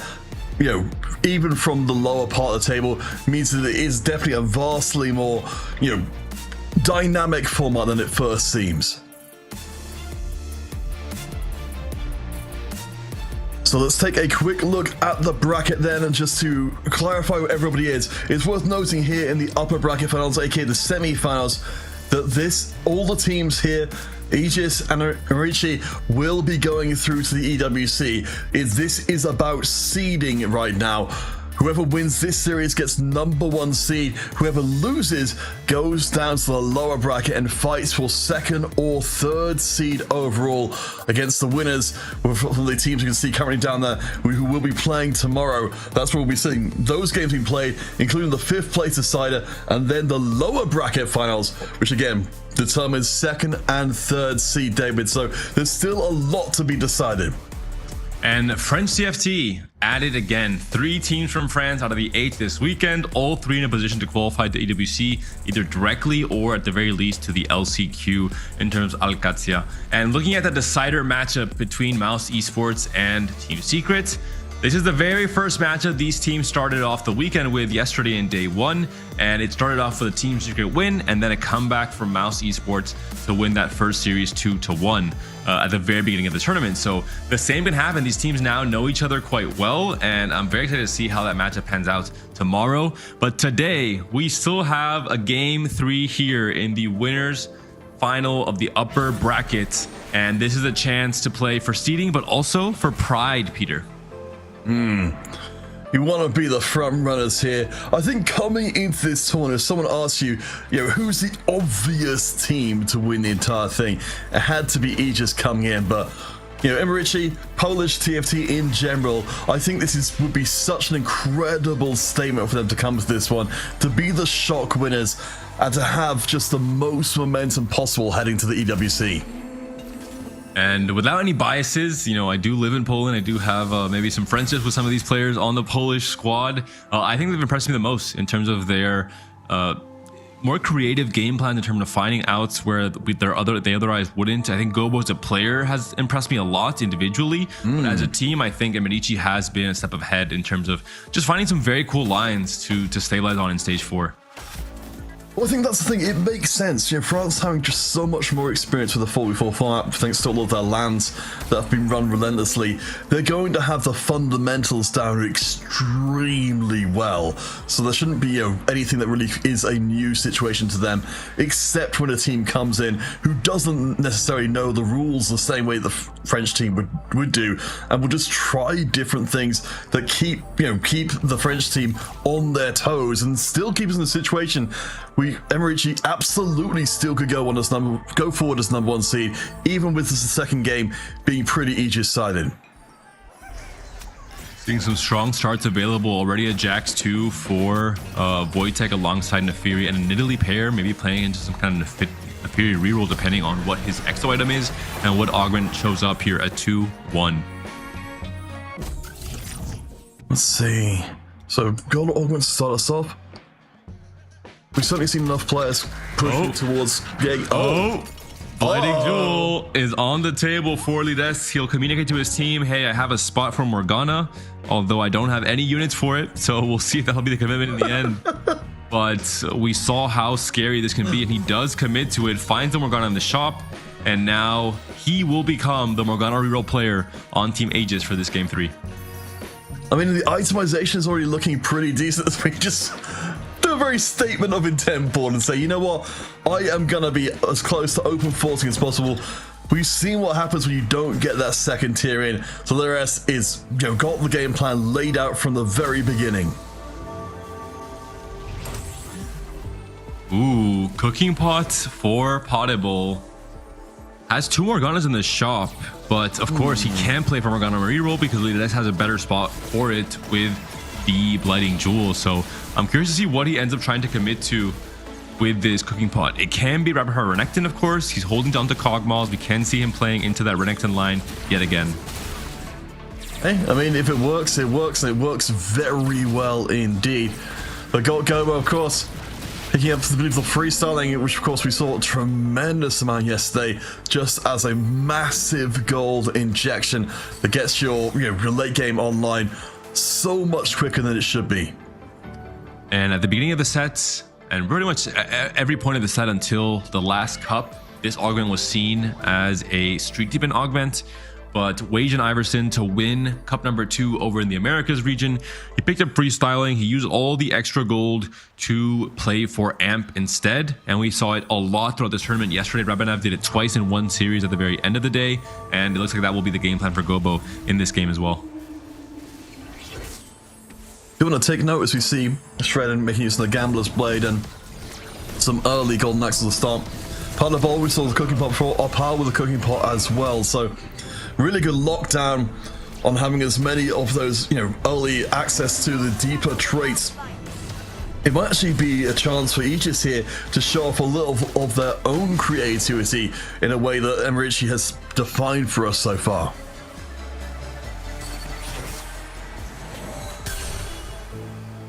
I think the Morgana being made here by Wojtek, trying to play a little bit of a defense against Lides' Blighting Jewel game plan. For now, fairly open game plan for Wojtek. Only has the IE Slam, can go into quite a few lines still, and Epoch just gives him extra rerolls and some extra just leveling tempo as well to reach level 8 with a little bit of extra gold. It's going.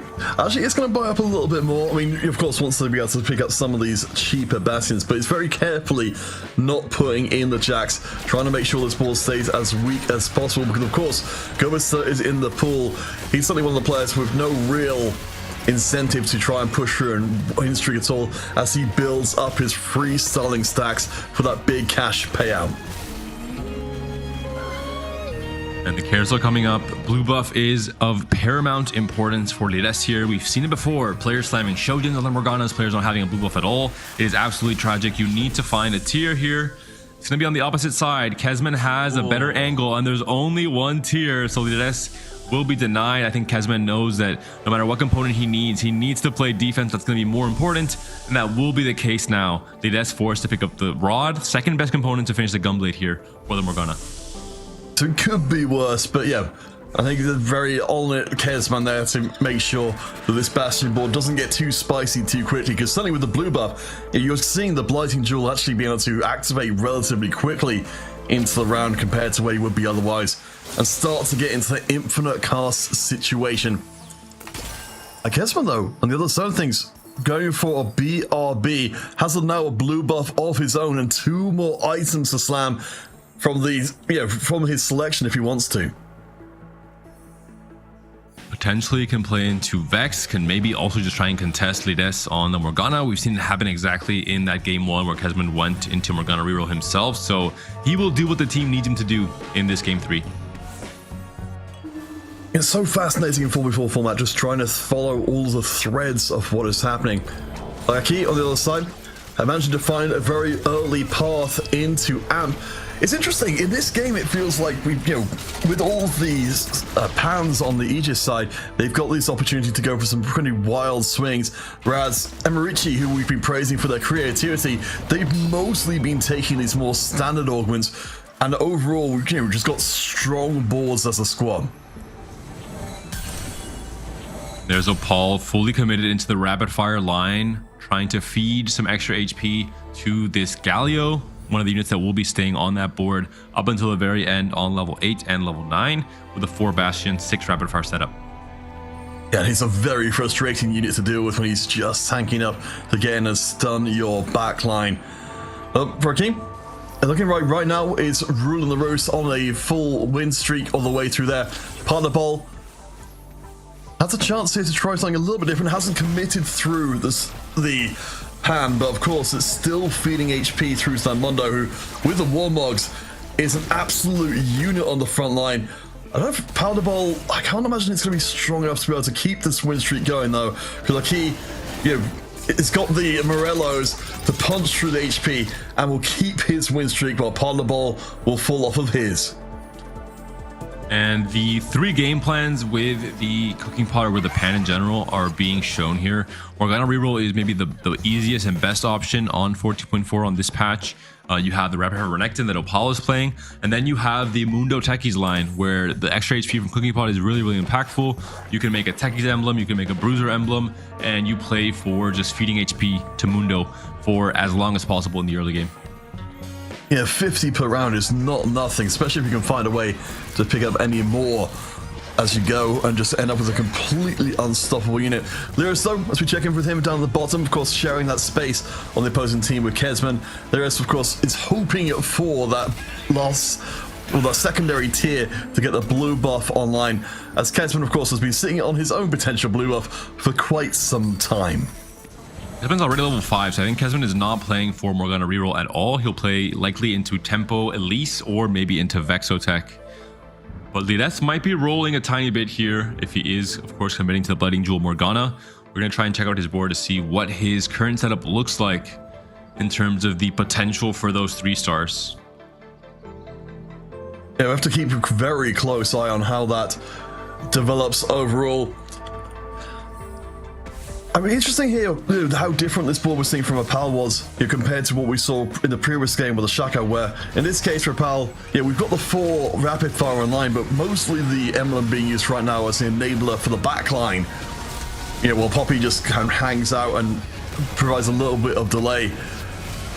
But even with 4 rapid fire and the Bastion online already, it's looking like it doesn't matter that we don't have anything dramatic happening with the emblem itself as yet. It's still good enough in terms of raw DPS. Riyadh is down to 30 gold and not too many Morganas it looked like there. Also, Apollo is holding on to 3 poppies just on his board with a Bastion +1. I wonder if Riyadh tells him, hey, you got to sell these before I start rolling, and decides to just play the Jacks despite weakening his board in the process. Oh yeah, I mean, you've got to know that, in terms of the team's communication and things, absolutely, I certainly would expect to favor the French team in just in terms of the reps they've got together of being able to include that kind of level of thinking, that kind of nuance in the individual play. Aki, though, roll the wrist again, up at the top, 6 rounds in a row, picks up the double dupes. Looks like he doesn't want to give up that power anytime soon. And this will be angling potentially towards Amp, but with a potential for Yumi 3 as a win condition or as kind of a big stabilizing point in stage 4, even if you don't find any 2 as your damage carry. I really like this, David, from Mauritius' side of things. Bear in mind, this is the decisive game that decides the #1 seed for EMEA heading into EWC. That we've got a win streaking player who's got such good late game potential as well. We've seen it again and again and again, the win streaking player dropping off dramatically. But it feels like a key, it's not just keeping the HP up, keeping the streak up, but it's looking very strong long term as well. Do you see what I see, Peter, on Goboster's board? He is doing it again. We saw it yesterday from Rebanav. The forbidden combination. Freestyling into forward thinking. You give up all your gold with the forward thinking, but you get all the gold injection back with freestyling to allow you to continue pumping up your econ until you get that gold back from forward thinking. So really insane setup. And really takes away a lot of the downside of the forward thinking, otherwise of missing out on the interest, as we discussed yesterday. But yeah, I mean, I really like this with Gobo. He's been attracting a lot of attention across this one, as he should be. And I really like to see him being put in a situation to not just succeed, but potentially succeed massively. The only problem is you're essentially playing 2 econ augments without any real combat power that comes along with those augments. So if you somehow, with all of this gold, miss, you are doomed to go 8th, or at the very least, spot 4 guaranteed with this amp board. It does, yeah. I start to get a little bit worried with talking around that line is, we look at the top of the table right now. We've got 3 different Emerici players who are in the top 3 on 90 HP, and 2 of them are win streaking. So there's a lot of pressure coming down towards Aegis, with the 3 players in the bottom 4, 60, 50 HP. You may not have that much time to use the gold of Gobo if you take these big losses. And Kesman tries to deny the tier again from Lides, but Lides says, no, I got it this time. He was a bit closer off of the spawn points with the first pick, and finally we'll be able to finish the blue buff for the Morgana with a budding jewel. We know, of course, that's going to be a massive step forward in terms of power. So we will be here for the Starry Night board, of course, to see it all come together. And fortunately, it's really good timing for Lides, coming just off of a win in the previous round. That was a massive step up in terms of board power. We've got a lot of these Bastions already ready on the bench to move forward, and also the upgrade. We talked about the Poppy before. She is a menace, and hopefully Morgana 3 won't be too far away either. She is the menace, especially when itemized with chain items, but when she has no items at all, a little bit less so, despite the 3-star upgrade here from Lides. And his triple itemized carry with an artifact, unfortunately, only 4 copies of Morgana for now, with that Starry Night picked up at 3-2. I think the augment is a lot worse at 3-2 compared to 2-1, because you just see so much less natural shops where you have a chance to get those 2 stars. I think Lides felt pressure to take it because he had so few Morganas after rolling down to 30 after the PvE round in stage 2. I think that's what we've seen across so many of these games, isn't it?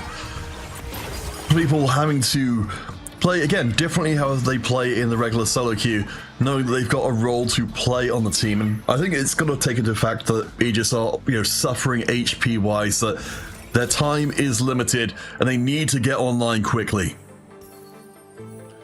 Cute board setup here from Kesman has an early Sejuani, so 3 Exotech, 2 Bastion, no Vanguards to be seen on the board just yet, carrying the Jin with the Pulse Stabilizer. He's still open to playing both Vanguard Marksman, 4 and 4, or potentially Zeri MF. We're seeing both game plans on the left and on the right side of the bench, basically. Yeah, and of course, you want to make sure you don't get caught out too easily. On the other side, we do get to see Lides bringing out the full version, at least in this case with a limited amount of front line that Kesman's got going right now. It does mean that that Morgana's going to start being able to hit onto the back line. You can see the Blighted Jewel kicking in there with the low magic resist units on the back line. It's so much faster to start moving into the infinite mana territory. Huge win streak for Shredden still at 95 HP. Gobo is not going to get his gold just yet. We'll go back to him on 4-2 to see what that forward thinking brings back and what that roll down looks like. But Shredden, Kesman we just saw now. Shredden, I guess we'll see Lides on the roll down soon. So this is the win streaking spot. 8 win streak for Shredden here. That's crazy. We have seen, you know, Amrichi starting to drop off a little bit in terms of efficacy at the top. It's not quite as dominating before. They had multiple players on 90 HP, but Shredden proving himself more than capable of carrying the torch forward as Opal's rapid fire board is starting to come together. Has managed to sneak in Cypher somehow along the way. This might be the level 8 roll down from Opal to try and find the Renekton. Has a QSS already found as well, so perfect items. Might just 4-2 it actually and keep the Cypher in for longer. Or maybe, yeah, he might go much later into the game because he just has so much HP to work with. He could play Cypher down in stage 4 and cash out on 4-3 and then find Renekton at that point in time. Maybe even have extra pry on the carousel by taking a few big losses to try and find the Renekton there. Yeah, I definitely don't hate it at all, especially with the changes of Cypher to make it a little bit more appealing in the late game. It's just an additional bonus, and we'll see it come against Lyris in this particular round. See, we'll just be calmly ticking things away as Gobo. Of course, we will be waiting to see that gold come pouring in, but it looks like, David, we've actually got Gobo managed to find some decent stuff even before the golds arrive. The Ziggs dropping into the backline already. Ziggs will likely be sold immediately once we start moving into this round, and Gobo has one mission: pick an augment as quickly as possible to have enough time to roll infinite gold. We will see if he wants to go, I assume, for directly level 9 with a gold from both freestyling and forward thinking. He should have enough gold to find meaningful upgrades on level 9. It will be the Mace's will, and he starts pumping directly to 9. 50 plus, looks like 60 gold to roll with. There's a Samira already. There's a Zac already, has the extra blobs coming in for the entire roll down. Sells off most of the board, and now is rolling only for amp units, Zac, Samira, Garen potentially, or Kabuko, and the Nico here. And we see, thank you very much, Observer, for keeping track. The Virus Bloblet stacks coming in, the 2-star Garen being picked up as well. So 5 amp online, a good amount of Bloblets, and we even got a Nico upgrade as well. Alright, I don't hate this at all, but Gobo is going to need to make this one count.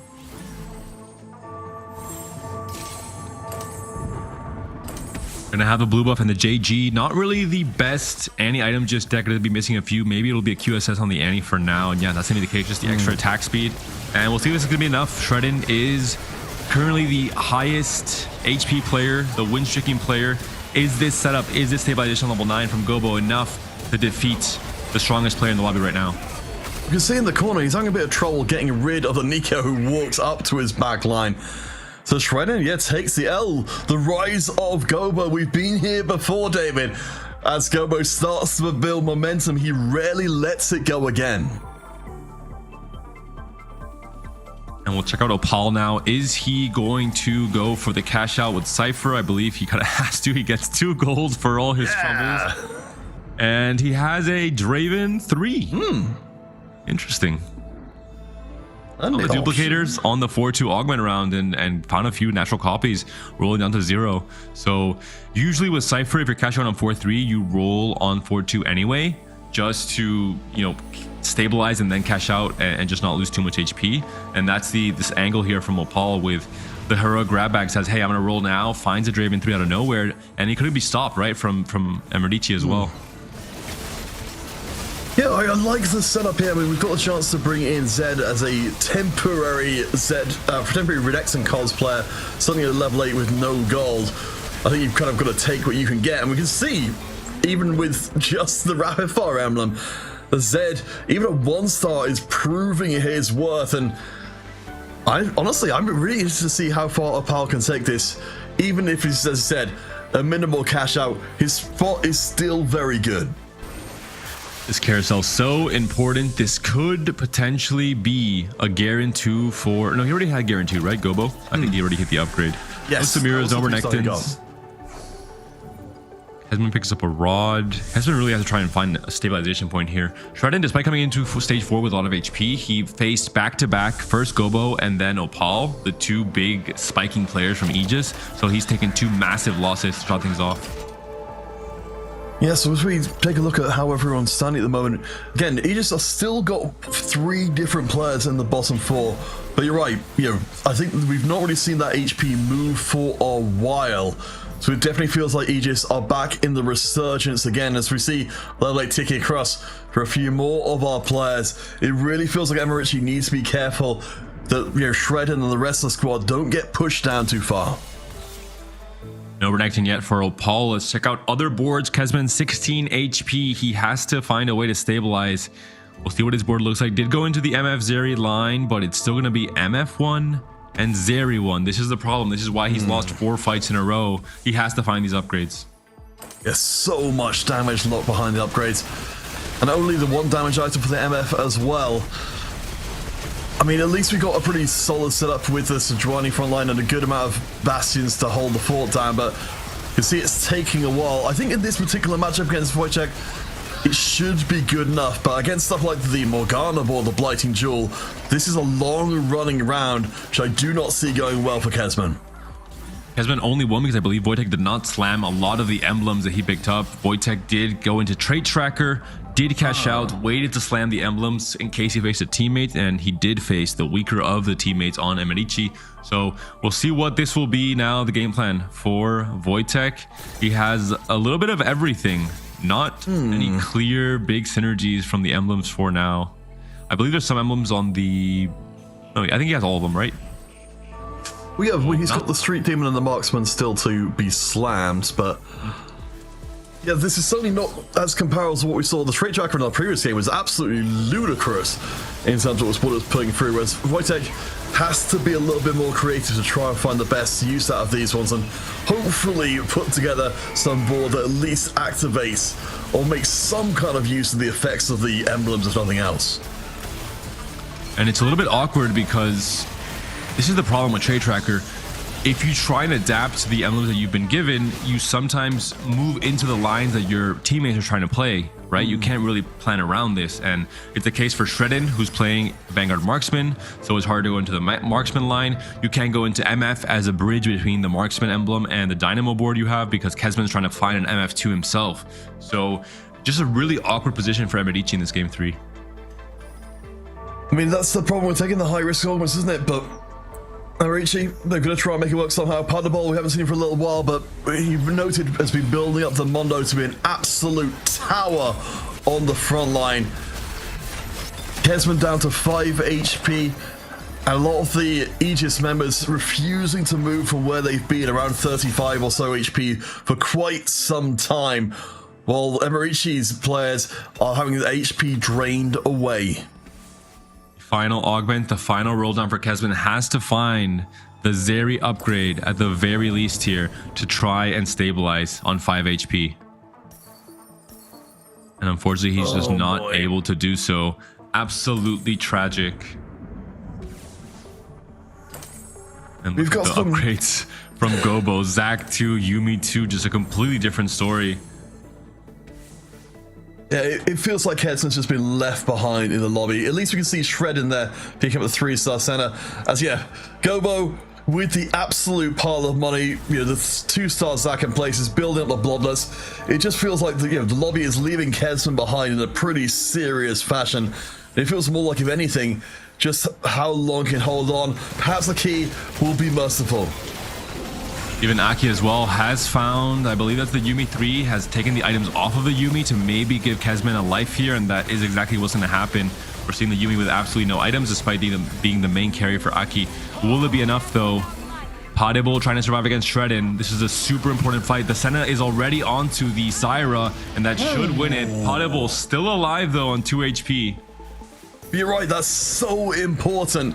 Now we've got Emerici and Aegis both having a member within potential sniping zone. I'm honestly kind of astonished that Paderball was able to be taken down there, but that's absolutely huge. We've got some level 9s creeping in as well. Emerici now the ones with 3 players in the bottom 4. They need Paderball out, or we are headed towards an Aegis win. This is a really interesting game in terms of Yuumi 3 for Aki. I think Shredden went into a 3-cost line as well, knowing that there's going to be more Yuumis out of the pool, going for the Senna 3 as his main carry. Wojtek trying to navigate between all the different lines, going level 9 now, finding the Xayah 2 as well. So really interesting game from Emerici. This is a pivotal fight though. If Wojtek can eliminate Paderball here and Kezban takes less damage, but this looks like way too tanky of a board.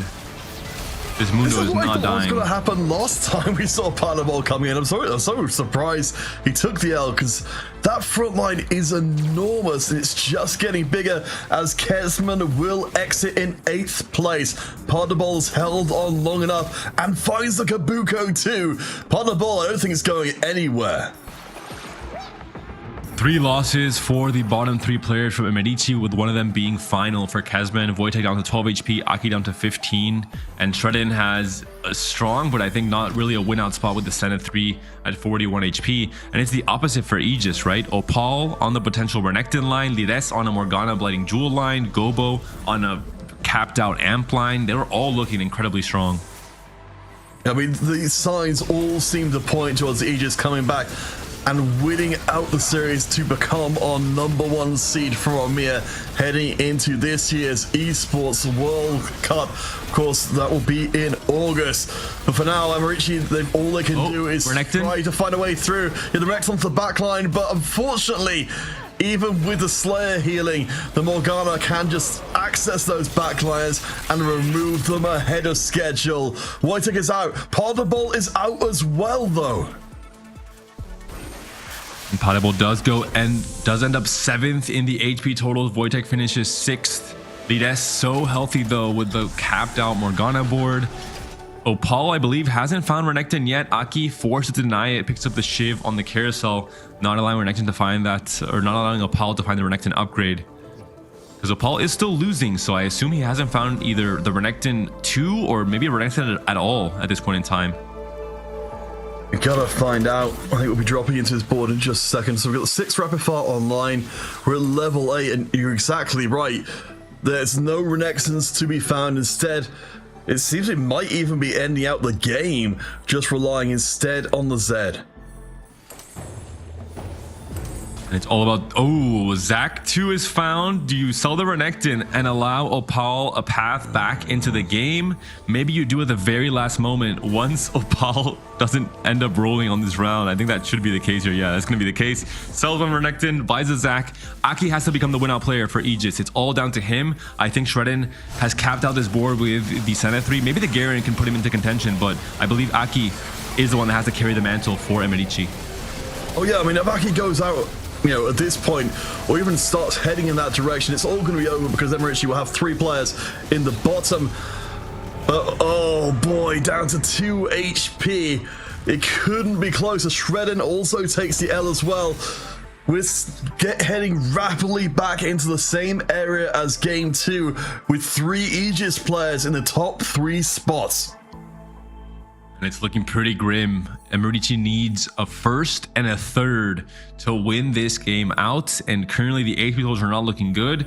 Shredden has Aki in his pool as well. So I think they have to gamble on the 50-50 and hope that Shredden does not face Aki. I don't think Shredden can make himself weaker, considering that they have to tax the Aegis players who are currently 1, 2, 3 in the HP totals. What's the matchup going to be? Shredden versus Aki. This is not looking good. Aki has to win by very little if they want to have a hope of still winning this game 3. These are the moments where a player really gets, you know, pulled through the ringer to say, can you do the tiniest bit of positioning? But no, not only is it not going to be the appropriate size loss, it's not going to be the correct loss at all. All 3 Emerici players out in the bottom 4 means that Aegis have won. They win the series 2-1. They will be EMEA's #1 seed going to the EWC. A tragic game 3. Wojtek could not stabilize the same way that Gobo did in game 2 with Trade Tracker with the cash out of emblems. Maybe didn't quite high roll enough of those emblems. Went out 6th. Kezman could not find the Zeri 2 upgrade because Opal was contesting those Zeri for the rapid fire game plan that he had. And that means that Kezman went 8th in the end. Aki tried to make it work with the amp board, but Gobo was overall that amp winner thanks to freestyling into the forward thinking and so much extra gold to roll on level 9. I mean, I think that it feels like this was a real good, for the upper bracket fans especially, I think this was a really fantastic learning experience for both people involved, or both teams involved. It felt like Aegis were thrown off by, Emerici and their new way of approach coming into this one. But I think by the end of it, I think there's some very rapid strategize going forward. Strategizing from the Aegis side going forward and saying, okay, they throw us a little bit off our game, but with just a few key adjustments, we can get this train back on the tracks. And that's exactly what they did in game 3 to secure that #1 seed spot. And to no one's surprise, Aegis has come through on their role as favorites coming into this weekend. A very strong showing across these 2 days and poised to showcase they are the best team currently in EMEA when it comes to 4v4 TFT. One little quick thing to mention about this final game. I love to see the min-max optimization around the 3 costs. The moment that Draven 3 was hit by Opal and the moment that we saw the game plan from Aki playing for the Yuumi 3 with the duplicators, Shredden joined that bandwagon as well, going for Senna 3, knowing that the odds are going to be much higher with 3 different players on the duplicators. Alright, so with Emerici heading down to the lower bracket as a result of that game, we need to find out tomorrow at 1600 CST who we're facing off against them. Of course, it's not possible for Steam Secret and Mouse to do that. They're in the 5th place decider, but one of Team Fnatic and Alcacia Esports Gaming will be facing Emerici for that 2nd and 3rd seed contest, which will be taking place at the end of tomorrow. So it will be 3 series long to find the remainder of our players, either going straight through to the EWC or to the final qualifier taking place next week. And really just a great showcase of TFT. I think today we saw some more clinical play, some more creative play, you can tell it's a day 2, and you can tell, especially this last series that we saw, were some of the best teams in our region in terms of how clean they were and how creative they were in their general strategies. Well, general friends, as we said, that brings our broadcast to an end for today, but we are far from done here in EMEA's closed qualifiers for the Esports World Cup. Tomorrow, our 2nd and 3rd seed decided. Our representatives going forward to the to the global qualifier decided as well. So tons more to come. 3 series tomorrow. Plenty more amazing Team TFT. But for now, again, we'll say farewell for today. Come back to these same channels, 1600 CST, and we'll see you there to finish off EMEA's closed qualifier.